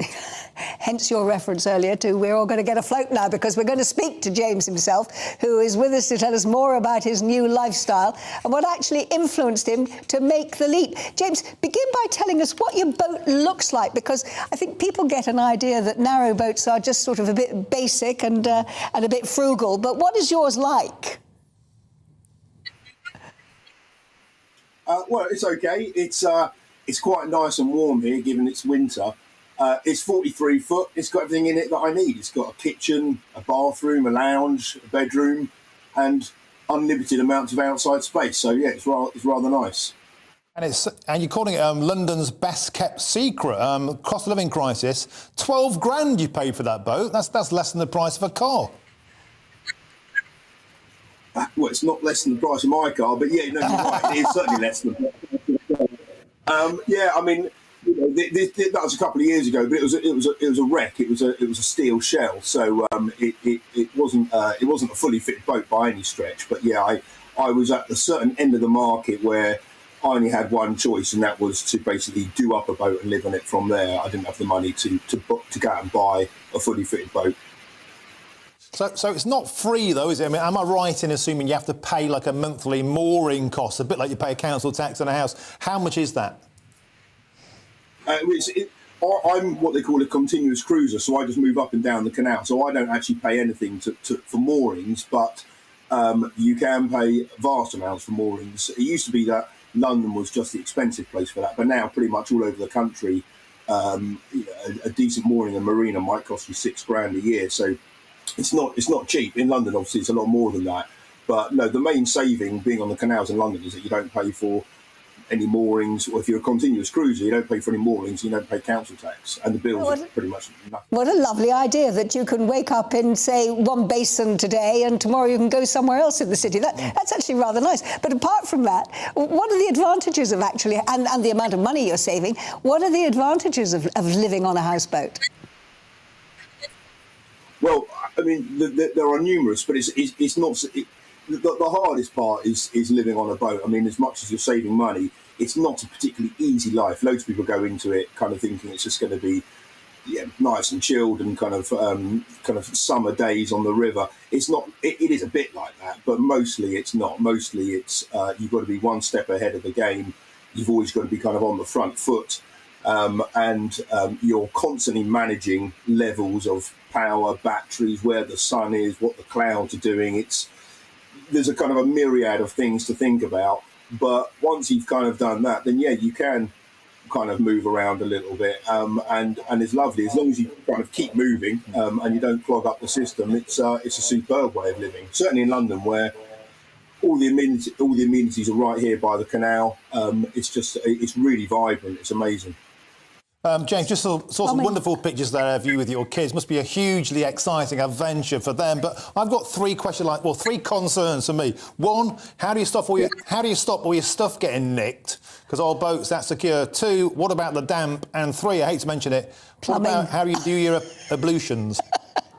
The plumbing. Toilets is always the thing. But there's no way around it, right? There is no tube which takes this stuff from here to anywhere else. It's got to be done by yourself. That's the only bad part about it. But there's a variety of ways of doing it, and you choose which one is right for you. Yeah, the kids love it on the boat. They enjoy kind of watching it being built and chipping in and helping and doing some painting and things. Yeah. But in terms of spending time on it, compared to what my options were, like a horrible chippy above a shop or something, it would have. This is idyllic compared to what I would have had. The kids love it. They think it's breakfast time. Adventure. They help with a lot. Sorry? I know it's breakfast time, but I think we're all intrigued. How do you deal with it? The plumbing. Come on. We need to know. I've got a composting toilet, so basically mine is a glamorous way of doing things in a bucket, and then you dispose of it correctly in a correct receptacle. But that's it's not going into the canal. It's not going into the canal, is it? That's the important thing. Nothing goes in the canal. No, only shopping trolleys in London go in the canal. Yeah. You'd hate to think that kind of throwing it overboard was a modern day solution. I'm sorry to go into detail. Sorry for putting off your breakfast, but. Yeah, but one thing you obviously have got on there is Wi-Fi, because there you are, you're chatting away to us, so you got the mod cons. But honestly, it's luxurious on one of these. There's nothing on here that you don't have in your house. I just got a smaller version of it and less of it. So I've got less floor, less everything else, but it's the same. Yeah, and so I've got Wi-Fi. Obviously, it's a little bit tricky because it's a Faraday cage, because obviously it's a steel tube, but. Wi-Fi works fine. I've got an aerial on board, but sometimes I need it, sometimes I don't. But in the southeast, where you've got pretty much 5G everywhere, it works fine. So you can work from the boat nice and easily. Well, James, I think thank you for sharing your home with us. I like the idea that you can move around and follow the sun. I tell you, I think that would be an appeal to a lot of people. You have a great day on the water today. Thanks for joining us, James. I really enjoyed that. Yeah. And it's great, isn't it? To break away from being tied down to the rat race, having to have bricks and mortar. Yeah, I've got friends who live on a houseboat, and they've got their own little garden on the top. They love it. Just love it. I don't think it's for me anyway. I've got time for a couple of GB views. We do. OK, so the People's Poll today has really got you going out there, and in particular, Angela, the topic of oolers has really got people going. What have people got to say to us? John is saying, my brother's having to give up his window cleaning business because of a lot of his work has to go over to Chiswick and Hammersmith. He's competing to keep his prices low due to the cost of living, but ultimately he can't afford to be paying £12.50 every day to go into that new zone. Yeah, and I really want to put a shout out to white van men, labourers, friends of mine are really feeling the pinch on this because they have to drive across town. They're getting hammered every day. They simply cannot afford a new van, and the scrappage scheme only applies to people on benefit. And it's only 2,000. Working men, so I think it's completely insufficient. It's hammering the working man and woman. Diana here says, yes, I agree, the ordinary working man should not have the content with these ULEZ zones and the proposed 15-minute city proposals in Oxford and other cities. Rishi Sunak created this crisis when he was Chancellor, and although he's in the best place to fix it, I don't think he has the capability to do so. Well, it's out of his remit now, I think, isn't it? It's very much in the hands of the Mayor of London. And Jim says we pay road tax, therefore what right does Sadiq Khan have to prevent us using the roads that we've actually already paid to use? Well, I'll echo that sentiment, Jim. Here to that. It's certainly got people going. Anyway, let's get on now. After the break, we'll be going through the papers with Liz Kershaw and Sean MacDonald. See you soon.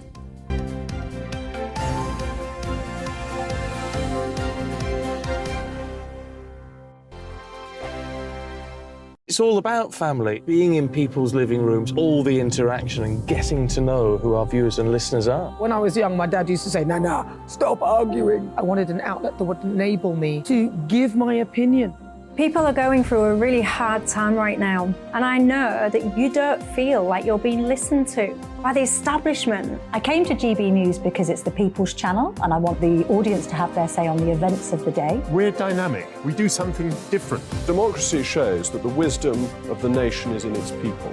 I get to travel to find out what the story is from a personal perspective. The British people aren't fools. We know when we're not being told the full story. We've got to work out how Britain moves forward from this. It's the best country in the world. The establishment had their chance. Now we're here to represent your views. Britain's watching. Britain's watching. Britain's watching. We're proud to be GB News. The People's Channel. Britain's news channel. Monday to Thursday on GB News, it's Bev Turner Today from 10 a.m. We're going to be here for you, our GB News family, to keep you up to date, but also make you smile. The guy went from puberty to adultery. And I can't wait to bring a few of my own opinions. I have no time for cultural totalitarianism. We'll engage in passionate, but always polite debate, with your thoughts and opinions at the centre of it all. Only on GB News, the People's Channel, Britain's news channel. We are GB News, and we'd like to say thank you to each and every one of you for bringing us your conversations, for helping our great nation find its voice. We are here for you on radio, television, and online, across England, Scotland, Wales, and Northern Ireland. It's not the BBC, you actually get your facts right. We are proud to be GB News, the People's Channel, Britain's news channel. Join me every Sunday at 6 p.m. for Gloria Meets. In exclusive interviews, I'll be finding out who our politicians really are and what they really think. It's something that you would never want anyone to suffer. I didn't know what channels there were. I didn't think I'd be believed. I must have weighed about 7 stone and I'm 5'8". My instincts was to sort of cover this up. I mean, clearly that was a mistake. Join me every Sunday at 6 p.m. on GB News, the People's Channel, Britain's news channel. He's the king of breakfast TV, and he's back. Eamon Holmes, back on the TV with me this morning. Even remember my name. I know, it's been 4 months. You have holy water by your bed? Oh, yes. Oh, already to bless. Yeah. Oh, Eamon. Oh. Why do you not believe anything I say? Eamon Holmes back on GB News Breakfast at 6 a.m. Join me, Patrick Christie's, Monday to Friday, 3 till 6. We tackle the day's news agenda like you've never seen before. It's high tempo, high octane, the most controversial topics, and the best guests. You will not be able to take your eyes and ears off it. I'm not afraid to ask the questions that you really want answered. 3 till 6 p.m, Monday to Friday on GB News, the People's Channel, Britain's news channel. Hi, Andrew Pierce here. Join me every Friday lunchtime for a proper no-nonsense debrief of the week's events. With special guests in the studio and the GB News team on the ground, I'll be getting you up to date with news, some intelligent discussion, and my own sharp take. The weekend starts here with me every Friday lunchtime on GB News, the People's Channel, Britain's news channel.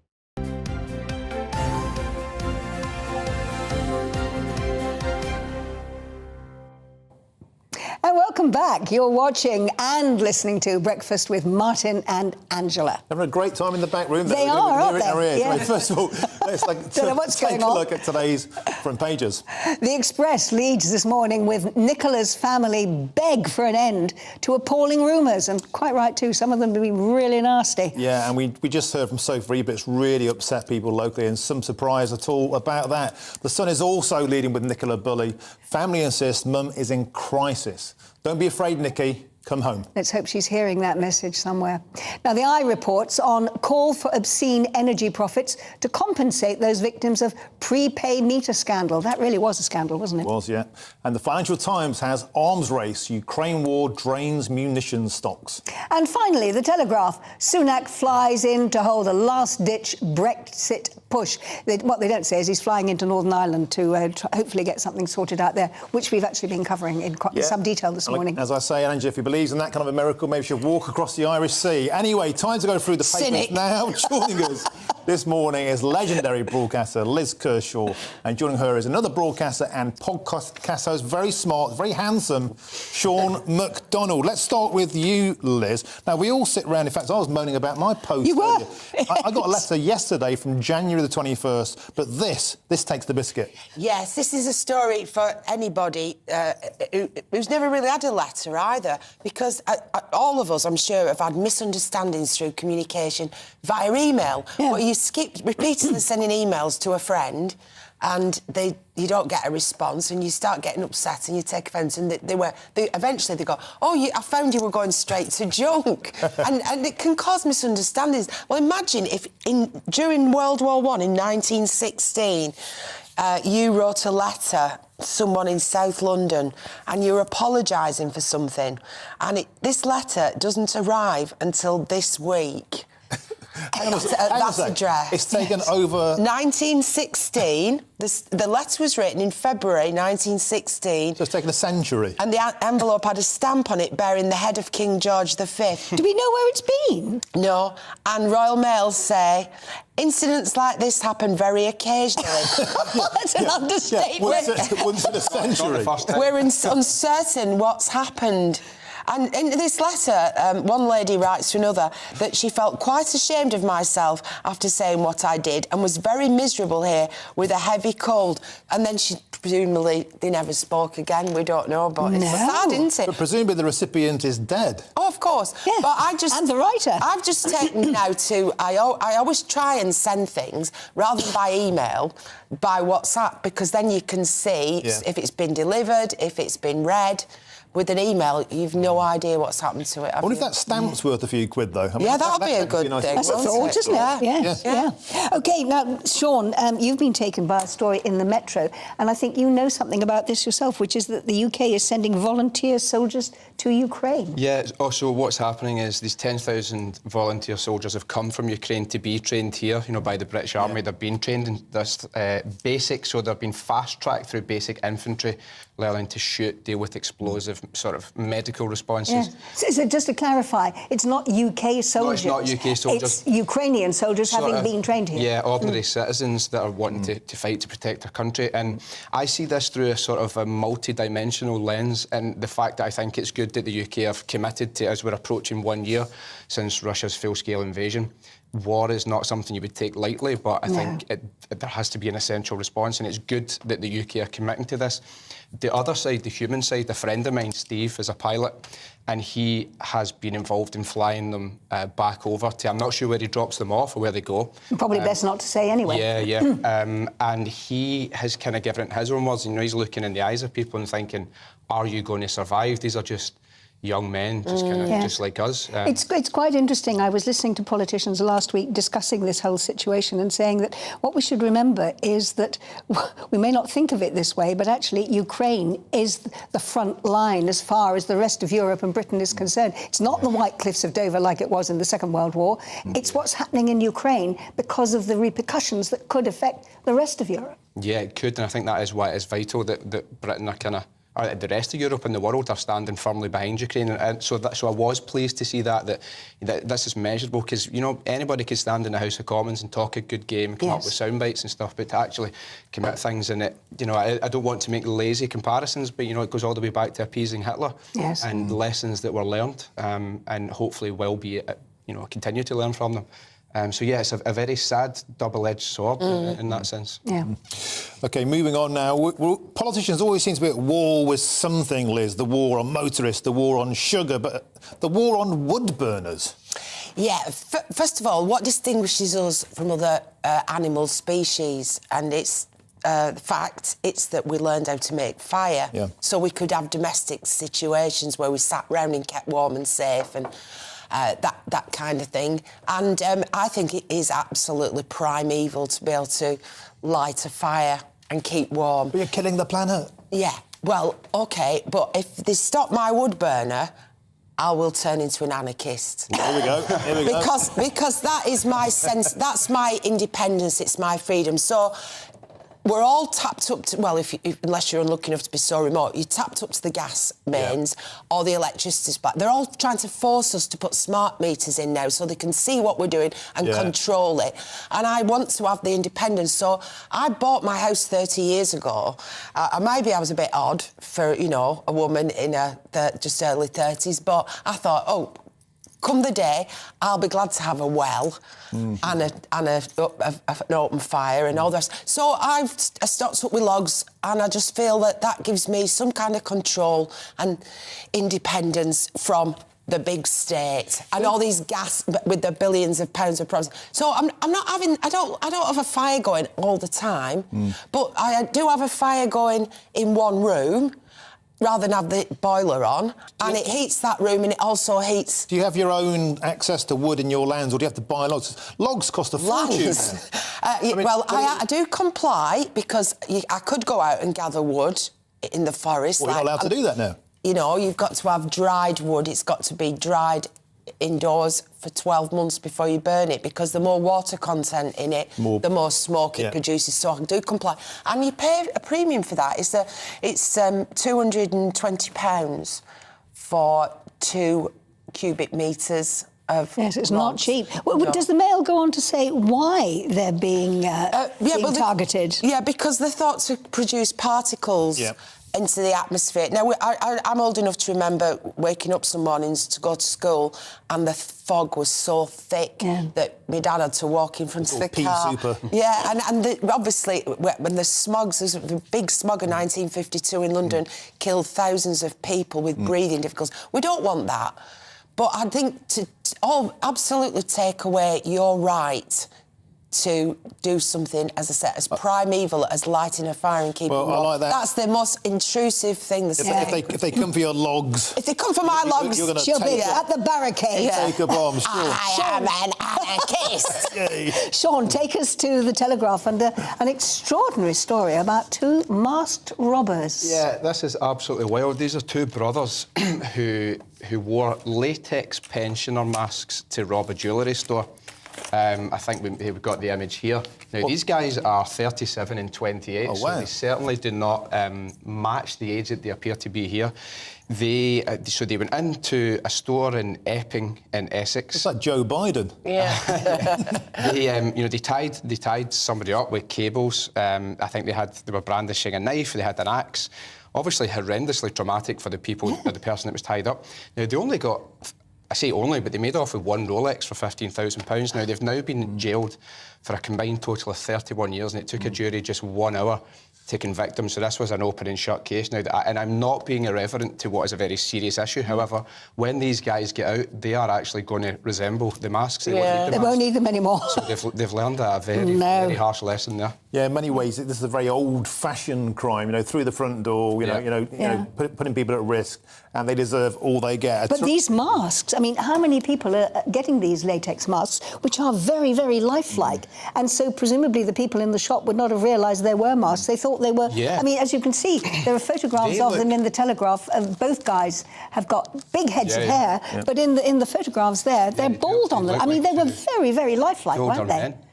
But, I mean, there is a slightly comical element to it. It's, honestly, if it wasn't such a severe outcome with people being tied up and threatened, it's sort of like something out of Carry On film, but 31 years between them. I do like the kind of sting in the tail. As you said, Sean, they're going to be pensioners themselves when they get out and enjoy that prison food, lads. Now, Liz, here's one that you were shouting, I'm an anarchist earlier, and let's talk about this. Cancel culture, once again, ridiculous story. They're going to try and ban the name King. Well, it's not deliberate. It's just so pointless and stupid. And we're talking earlier on about artificial intelligence. This is an algorithm on Twitter which has looked at the name of a band, a huge British cultural asset, and decided that this is well dodgy because the band is called Kinks. So what they're saying, like kinky? It says the algorithm detected or presumed that this Twitter account was promoting kinky sex.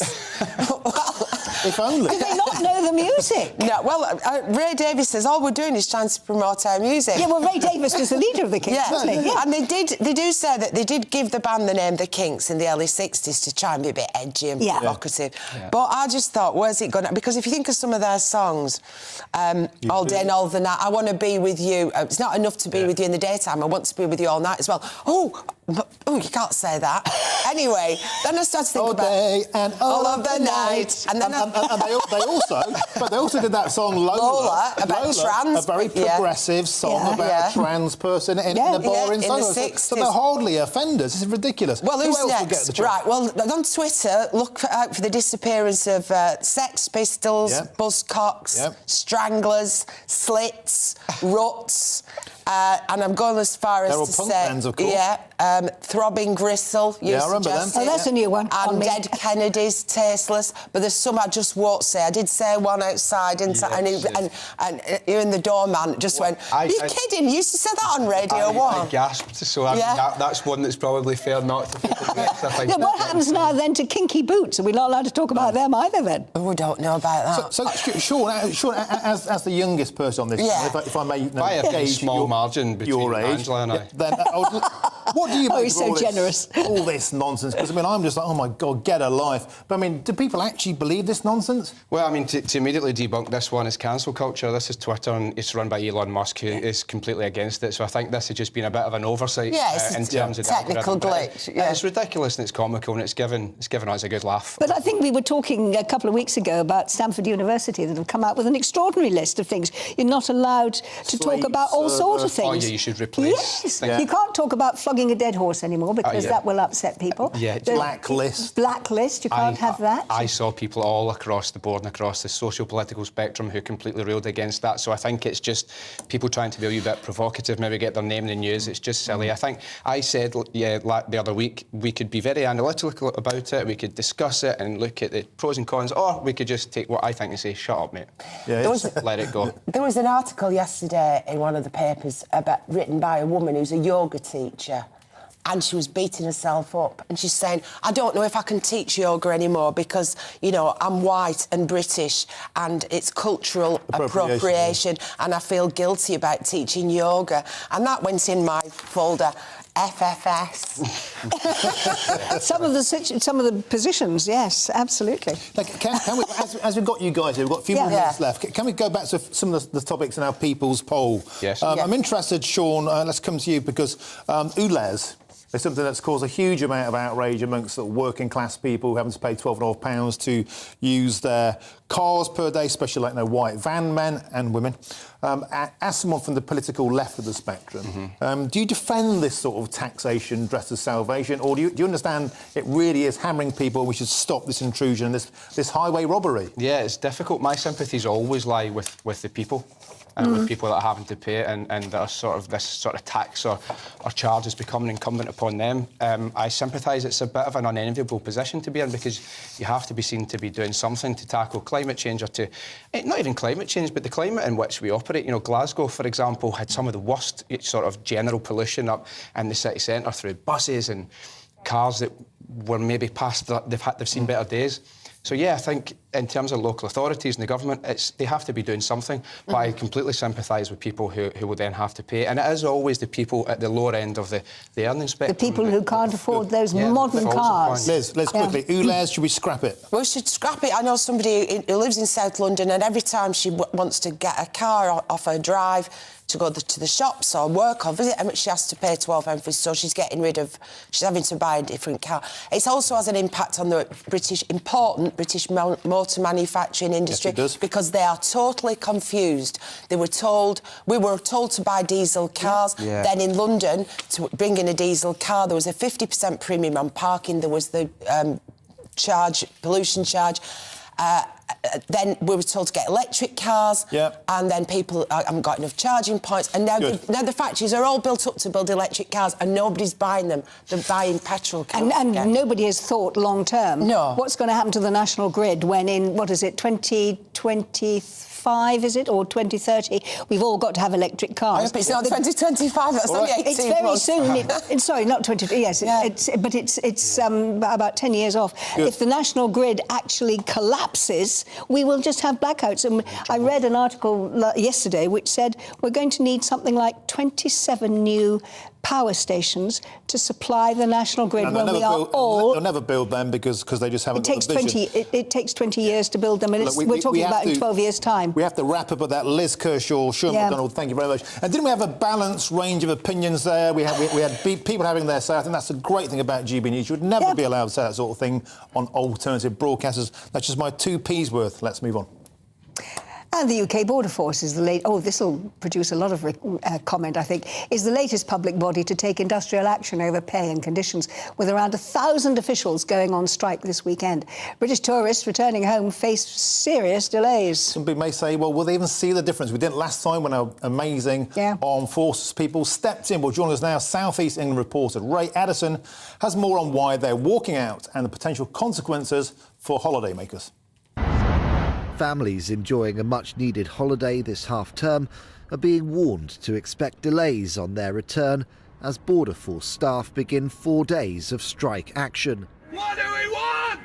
10%! When do we want it? Now! Members of the Public and Commercial Services Union, working for the Home Office, voted in favour of the walkouts by a margin of 89.5%. 10%! When do we want it?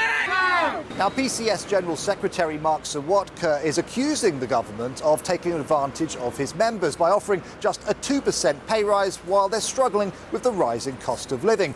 He's demanding a 10% rise to at least £15 an hour, along with improvements to terms and conditions. Tony Smith is the former Director General of the UK Border Force. He says he understands staff anger. Yes, I think they are right to be angry. They've had a pretty poor time of things lately. Their salaries have been falling behind, like many public sector workers have been falling behind inflation for some time now. Let's talk about safety. There's going to be about 1,000 Border Force officers on strike today. Can the government still protect our borders? If I were still there, I'd be wanting to satisfy myself that the critical entry points are being covered. Every person who enters this country, whether they're British or not British, is checked against a watch list. What the Border Force managers will be doing now is trying to make sure what resources have they got available and where are the key critical areas that we need to keep open during the time of strike. With customs and immigration staff joining the picket lines, inbound travel will be affected from the French ports of Calais, Dunkirk and the Coquelles Channel Tunnel Terminal, with some of the biggest impact felt at the port of Dover. The government says extensive measures have been put in place to minimise disruption for travellers, including using military personnel. However, that help could be minimal, as they won't be allowed to work in France.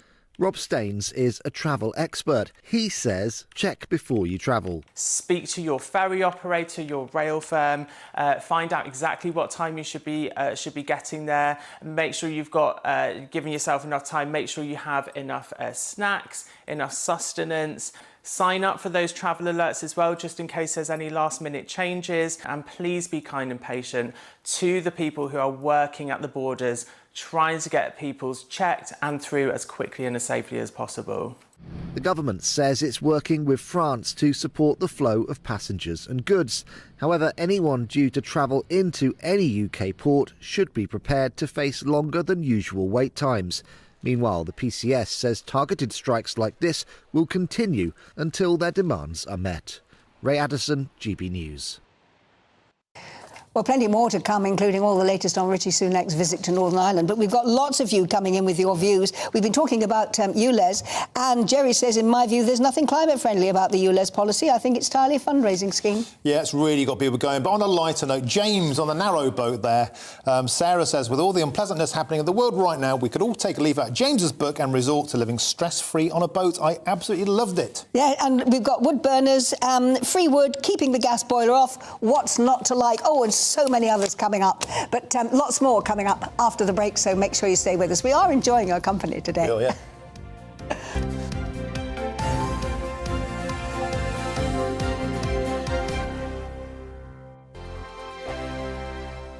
Monday to Thursday, 9 p.m. till 11 p.m. Join me, Dan Wootton. I'll bring you the sharpest takes and hottest debates. Do you not believe in prison? I don't believe in prisons. I'm completely stunned. I guarantee you there'll be no spin, no bias, no censorship. I actually was personally quite offended by it.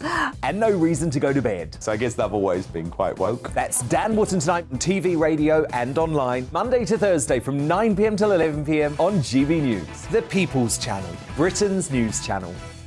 We are GB News, the People's Channel. And right across the United Kingdom. You can find us on Sky Channel 512. Virgin Media Channel 604. Freesat Channel 216. Freeview Channel 236. And YouView Channel 236. You can also take us with you on DAB Plus Radio. With the GB News app and at the website gbnews.uk. We're absolutely everywhere. Come join us on GB News, the People's Channel, Britain's news channel. We are GB News, right across the nation. You can get us on television, on radio, on digital. We're absolutely everywhere. Amazing. You see, amazing. You remind me of me in the European Parliament. But here's the most important bit. We are not part of the mainstream establishment. We think and speak just like you do. We are the People's Channel. Magnificent. That's really, really thoughtful. Come and join us on GB News, the People's News Channel. Join me, Lawrence Fox, on GB News. Frank, fun, fearless, and sometimes serious. Much as I love a Friday night punch-up, what I really want is a battle of ideas. I want to look at things differently. I want to hear different voices and engage with your unique experiences.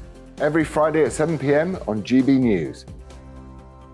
We are GB News, the People's Channel. Why not take us home with you by visiting the GB News shop at gbnews.store. You'll find all the official merchandise, a really good present actually for yourself, your friends or your family. We ship across the UK mainland at no extra cost. GB News, the People's Channel. Join me, Patrick Christie's, Monday to Friday, 3 till 6. We tackle the day's news agenda like you've never seen before. It's high tempo, high octane, the most controversial topics and the best guests. You will not be able to take your eyes and ears off it. I'm not afraid to ask the questions that you really want answered. 3 till 6 p.m, Monday to Friday on GB News, the People's Channel, Britain's news channel. Join my show Farage, 7 p.m. till 8 p.m, Monday through Thursday. And there you will get opinion, analysis, debate, and I'll cover stories that nobody else dares to touch. You've been cancelled. Join the club. Oh, my goodness me. And then for the last 15 minutes, talking pints. We're over a drink. We have a civilised conversation with someone. We very often disagree, but we do it in a grown-up way. Come and join me on Farage. I'm Mark White. As GB News Home and Security Editor, I cover those key issues that are so important to you. Our authorities, our communities doing all they can to combat violent crime. With the public services under unbearable strain, why are we still failing to control our bodies has been continually hollowed out. Can we trust our politicians to protect the armed forces? Join me, Mark White, on GB News.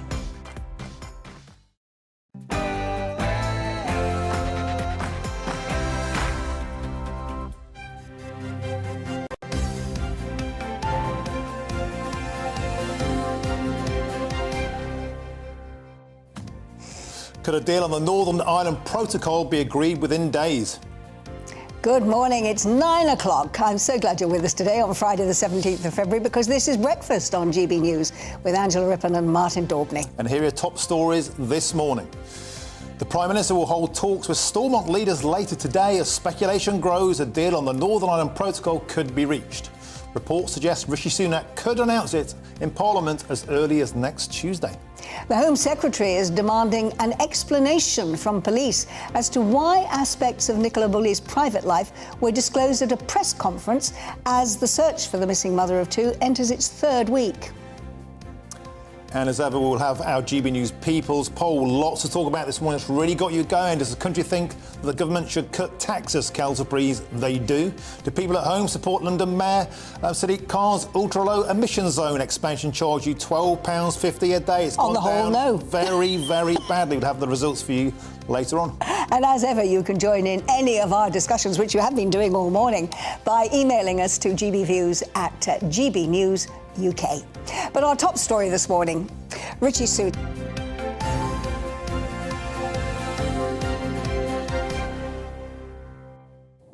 But let's go to our top story this morning. Rishi Sunak, as we heard there in the headlines, is in Belfast amid speculation of a deal on the Northern Ireland Protocol, that it could be agreed within days. Well, if you believe in that, you believe in Santa. That's what I think. But the Prime Minister will meet with local party leaders for talks before joining up with Foreign Secretary James Cleverly to speak to EU leaders. Now, if Sunak wins the DUP's support, they're absolutely crucial to this, the deal would be presented to Cabinet next week and then be set out in the Commons. Now, we've got our political correspondent, Tom Harwood, joining us in the studio. Now, you're all over this story, Tom, I know you are. But as Martin has been saying all morning... Cynically. If you believe that he's going to get a deal, you have to believe in Santa Claus as well. But presumably he's not making this trip without having something concrete to offer to the various parties. Well, exactly. There are lots of different moving parts to this deal. There is what the United Kingdom government may or may not have agreed with various representatives of the EU Commission. We don't know, do we? We don't know whether EU countries would agree with the EU Commission and whether Northern Ireland parties would agree with all the rest of them. So there are so many different moving parts here, and it looks like there is some sort of basis of agreement between the United Kingdom government and the European Commission.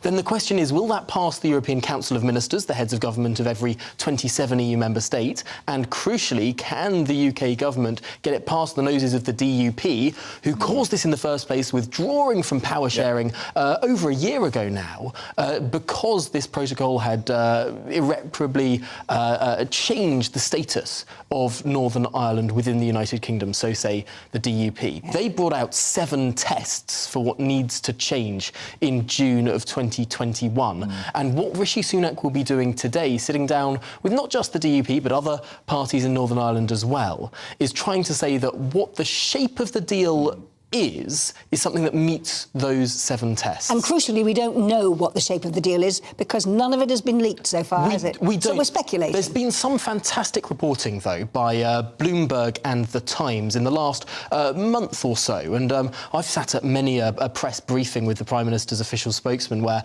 a journalist in the back of the room will say, so this deal's getting quite close, isn't it? And the press spokesman would say, no, we're still just in exploratory talks. That seems to have been a bit of obfuscation by the government. It does seem like there is a shape of a deal there. And we do know 1 or 2 things that the government has said before, this green channel and red channel idea, whereby goods being exported to Northern Ireland from the UK that weren't going to go on to the Republic could have no checks at all, but those goods that were exported to Northern Ireland that then would go on to the Republic could have checks. This sort of two-channel idea. But what's happening here is that the chickens are coming home to roost from Boris's so-called oven-ready deal. These fault lines were in the withdrawal agreement in October 2019. They don't seem to have moved on at all. The Irish sea border, a real red line, annexed the NI to European control. European Court of Justice having supremacy of law.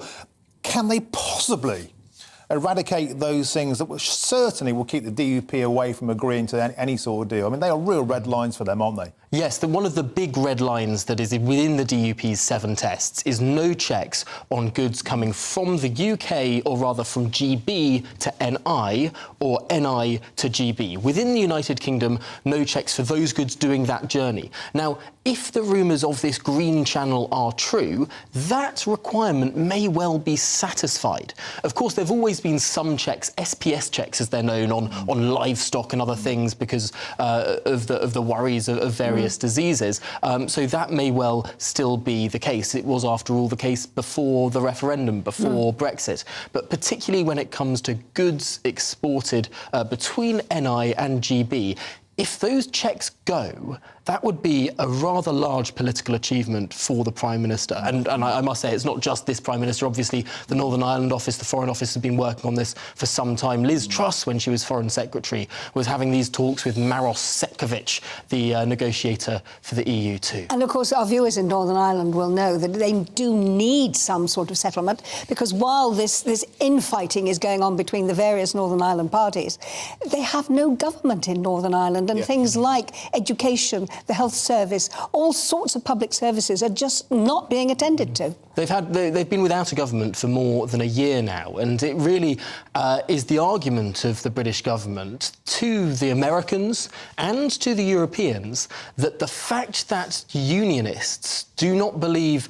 that this protocol allows them to go into power sharing, the protocol itself, therefore, undermines the Good Friday Agreement. Yes. You don't have that cross-party consent. And to some extent, that's been a very strong negotiating card for the British government here, particularly with the Americans who see themselves as the guarantors of the Good Friday Belfast Agreement.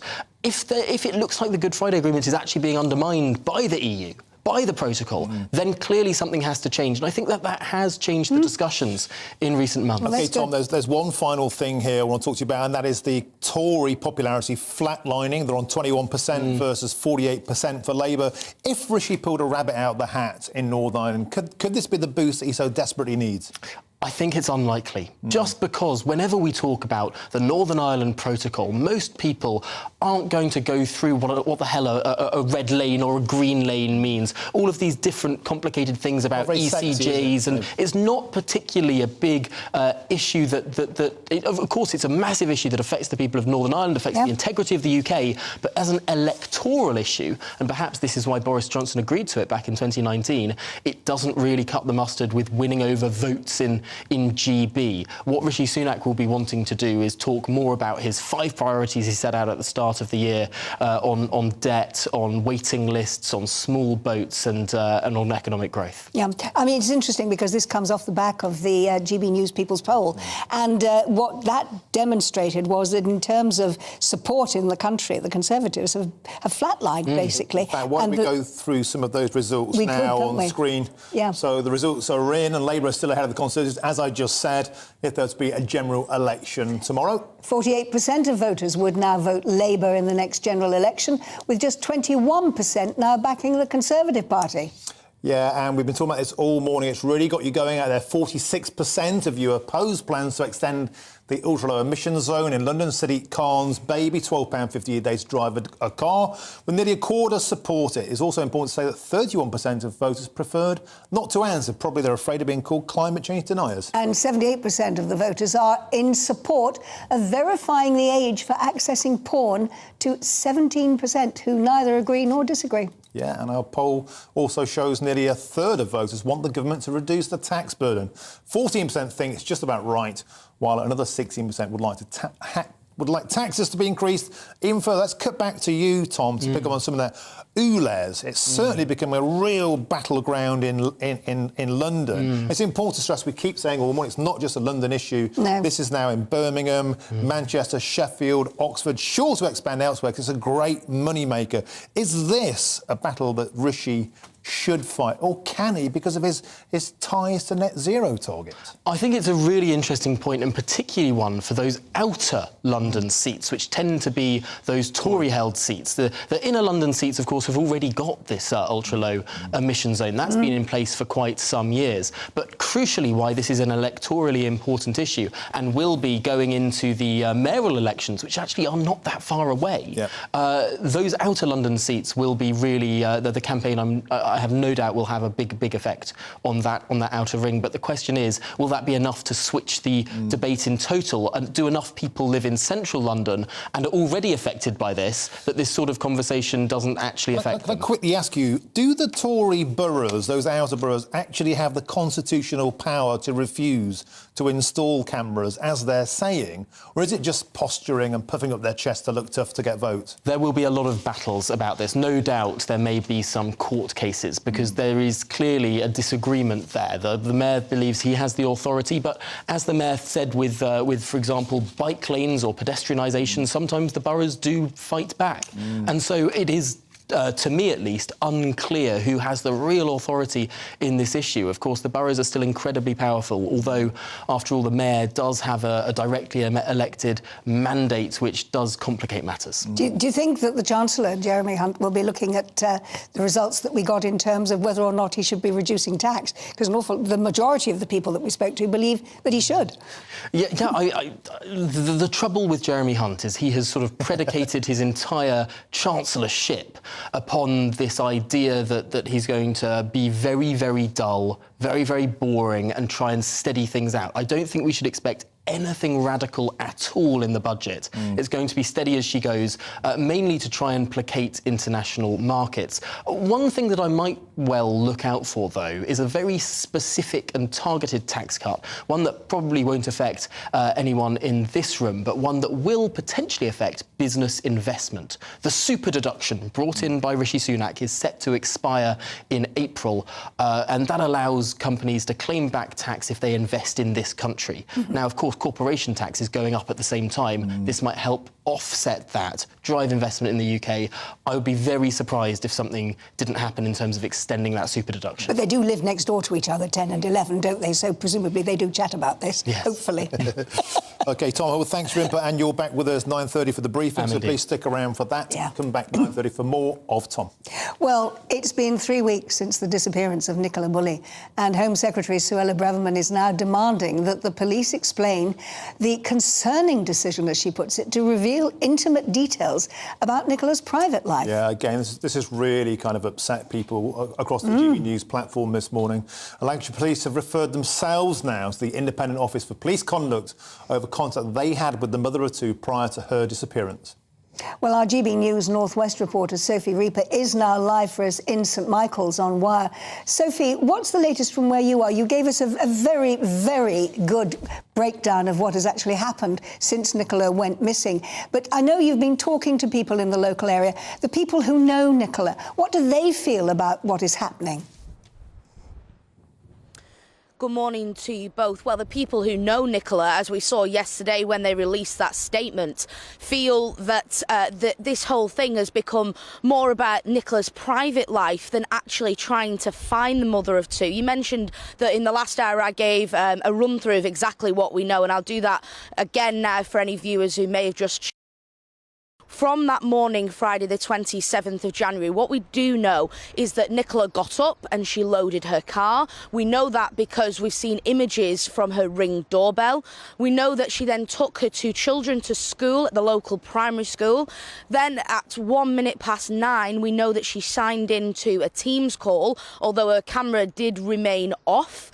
Then at 9:10, she was seen by someone who knows her at the upper field. And then 23 minutes later, at 9:33, her phone and her dog Willow were located by someone else at the bench that we've all seen so much of over the past 3 weeks. Now, although the facts seem to be very few and far between in this investigation, there's been plenty of twists and turns as it continues to develop. Last week, independent search team SGI became involved as they tried to help Lancashire Police search the river for Nicola Bulley, although after 3 days they pulled out, with founder Peter Falding saying he believes she's not in the stretch of river that they had been searching. Then earlier this week, there was a press conference with Lancashire Police who told us that from the offset, Nicola was graded as high risk because of specific vulnerabilities. Now, at that time, they said they couldn't reveal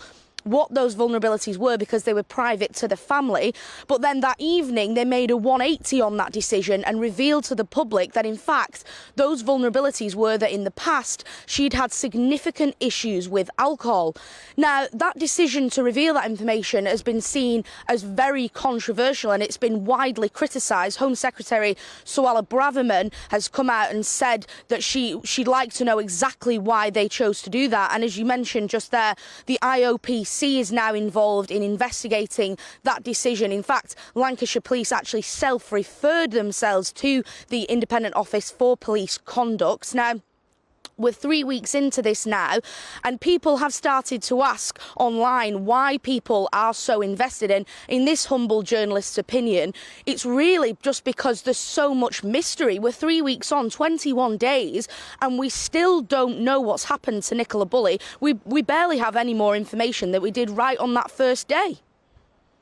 Thank you very much indeed. I mean, that's a very, very comprehensive roundup of what's happened over the last 3 weeks indeed. I think we should point out, for those of you who are watching rather than listening to us, that the photograph there of the lady in the red coat with the little dog, that is not a picture of Nicola, but that's the photograph of the friend of hers, a dog-walking companion, who was probably the last person we know to have seen her alive. So a very, very important point in the time frame there of when Nicola was seen before she actually disappeared. Certainly is. Well done. Yeah.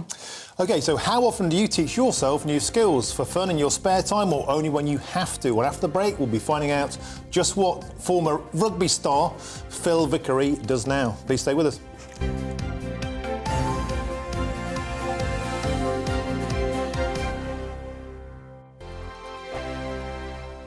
First and foremost, I am a GB News fan, and I was before I was working here. Just love the fact that we're asking the questions that a lot of establishment media won't ask. With a bit of a twist, we not only want to inform you, but we want to keep you entertained. It's worth the drive because you get in and the team's all ready and waiting, they're itching to go, and it's a proper little family. GB News is the People's Channel. It's the audience that makes the programme sing. We're giving our viewers and our listeners a voice. I see the thousands of your letters, tweets, emails, you name it, coming in. Britain is broken. How on earth did we get into this mess? But more importantly, how do we get out of it? The establishment had their chance. Now we're here to represent you. It's time for something different. It's time for GB News. I'm very patriotic. I believe in Britain. Our best days lie ahead. Britain's watching. Britain's watching. Join us here on GB News. The People's Channel. Britain's news channel. I'm Andrew Doyle. Join me at 7 o'clock every Sunday night for Free Speech Nation, the show where I tackle the week's biggest stories in politics and current affairs with the help of my 2 comedian panellists and a variety of special guests. Free Speech Nation, Sunday nights from 7 on GB News, the People's Channel, Britain's news channel. Here on GB News Live, we'll be keeping you in the picture, finding out what's happening across the country and finding out why it matters to you. We'll have the facts fast with our team of reporters and specialist correspondents. Wherever it's happening, we'll be there from 12 noon on TV, radio and online. GB News, the People's Channel, Britain's news channel. I'm Michael Portillo. Join me on GB News on a Sunday morning for topical discussion, debate, arts and culture, and sometimes even ethical dilemmas. I don't always agree with you, Michael. Michael Portillo, Sundays on GB News, the People's Channel, Britain's news channel. Hello, I'm Michelle Dewberry, and you can join me every weekday 6 till 7 on Jubes and Co. You're an inspiration to us all. Clip that bit up. Well, you are. That's my ringtone. My political ambitions those days are gone, I can tell you. She's only teasing. Go on. He's probably going to want to lay down now. I'll give him 2 minutes to have one. Let's respectfully disagree. That's what we like on Jubes and Co. Come and join us. GB News, the People's Channel. Michelle Dewberry, weekday evenings at 6 o'clock.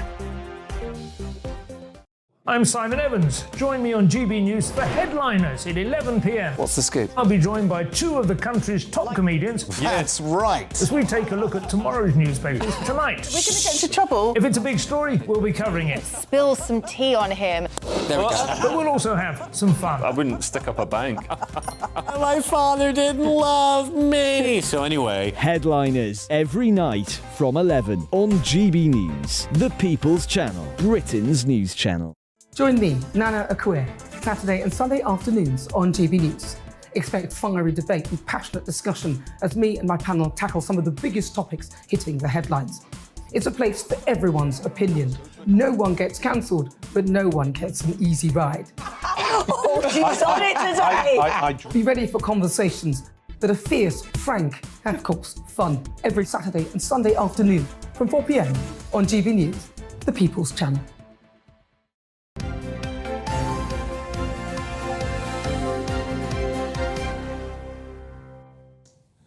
Welcome back. It's 9:20. You're watching and listening to Breakfast with Martin and Andrew. Have a great fun this morning. We are indeed, but what we've got to go to now will, I think, give us even more fun, because new research has found that half of the people in the UK have learnt a new skill recently, with a third doing so to actually earn more money.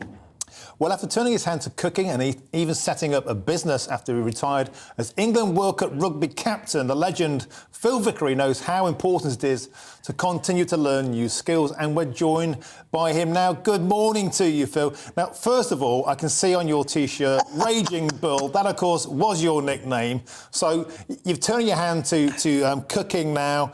Have you got a dish called the Raging Bull? And if not, why not?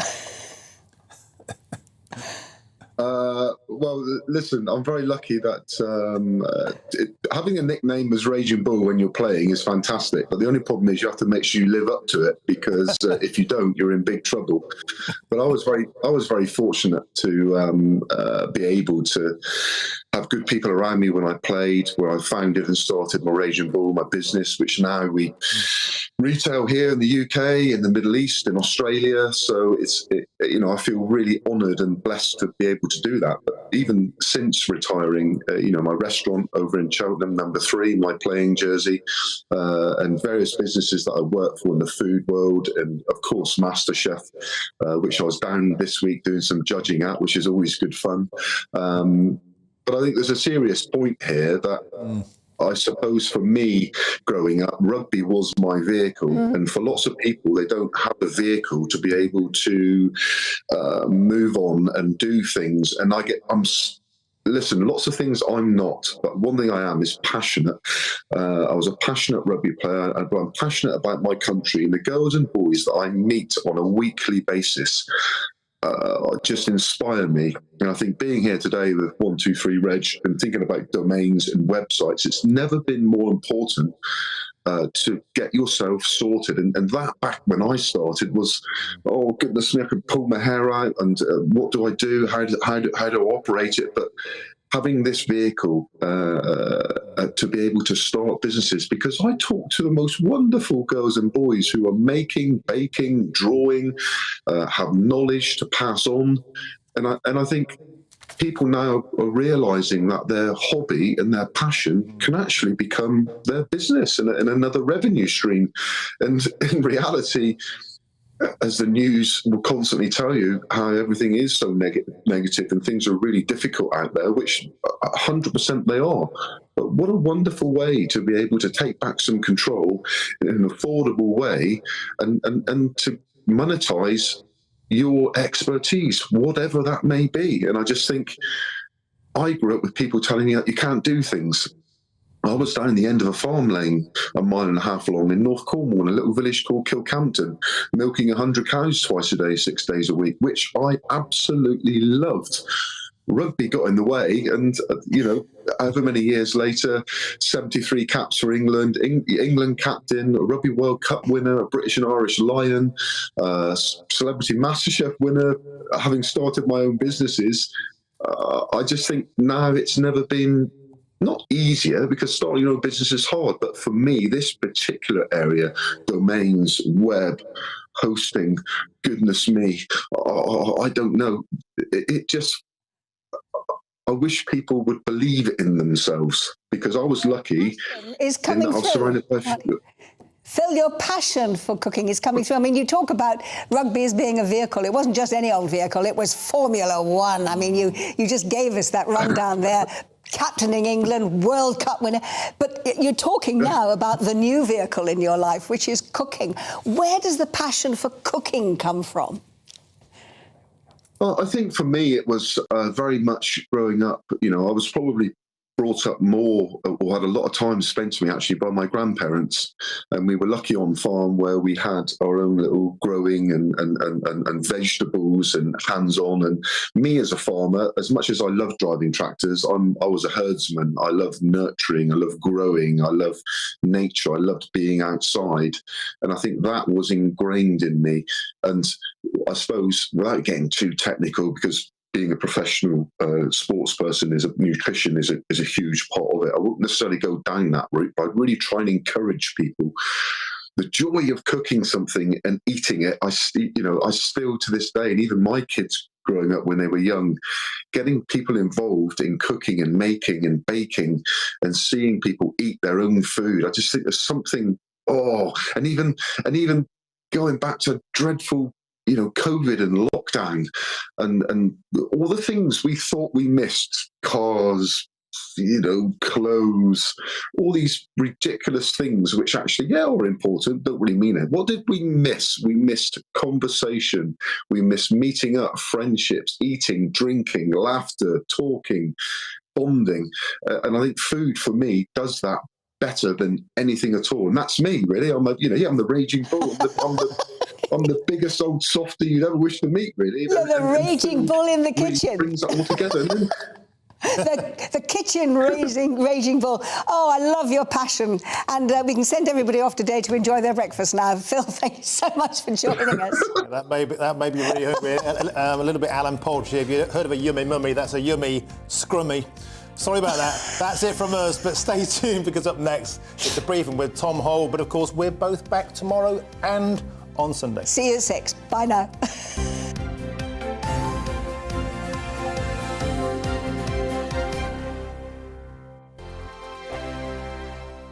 It's all about family, being in people's living rooms, all the interaction and getting to know who our viewers and listeners are. When I was young, my dad used to say, Nana, stop arguing. I wanted an outlet that would enable me to give my opinion.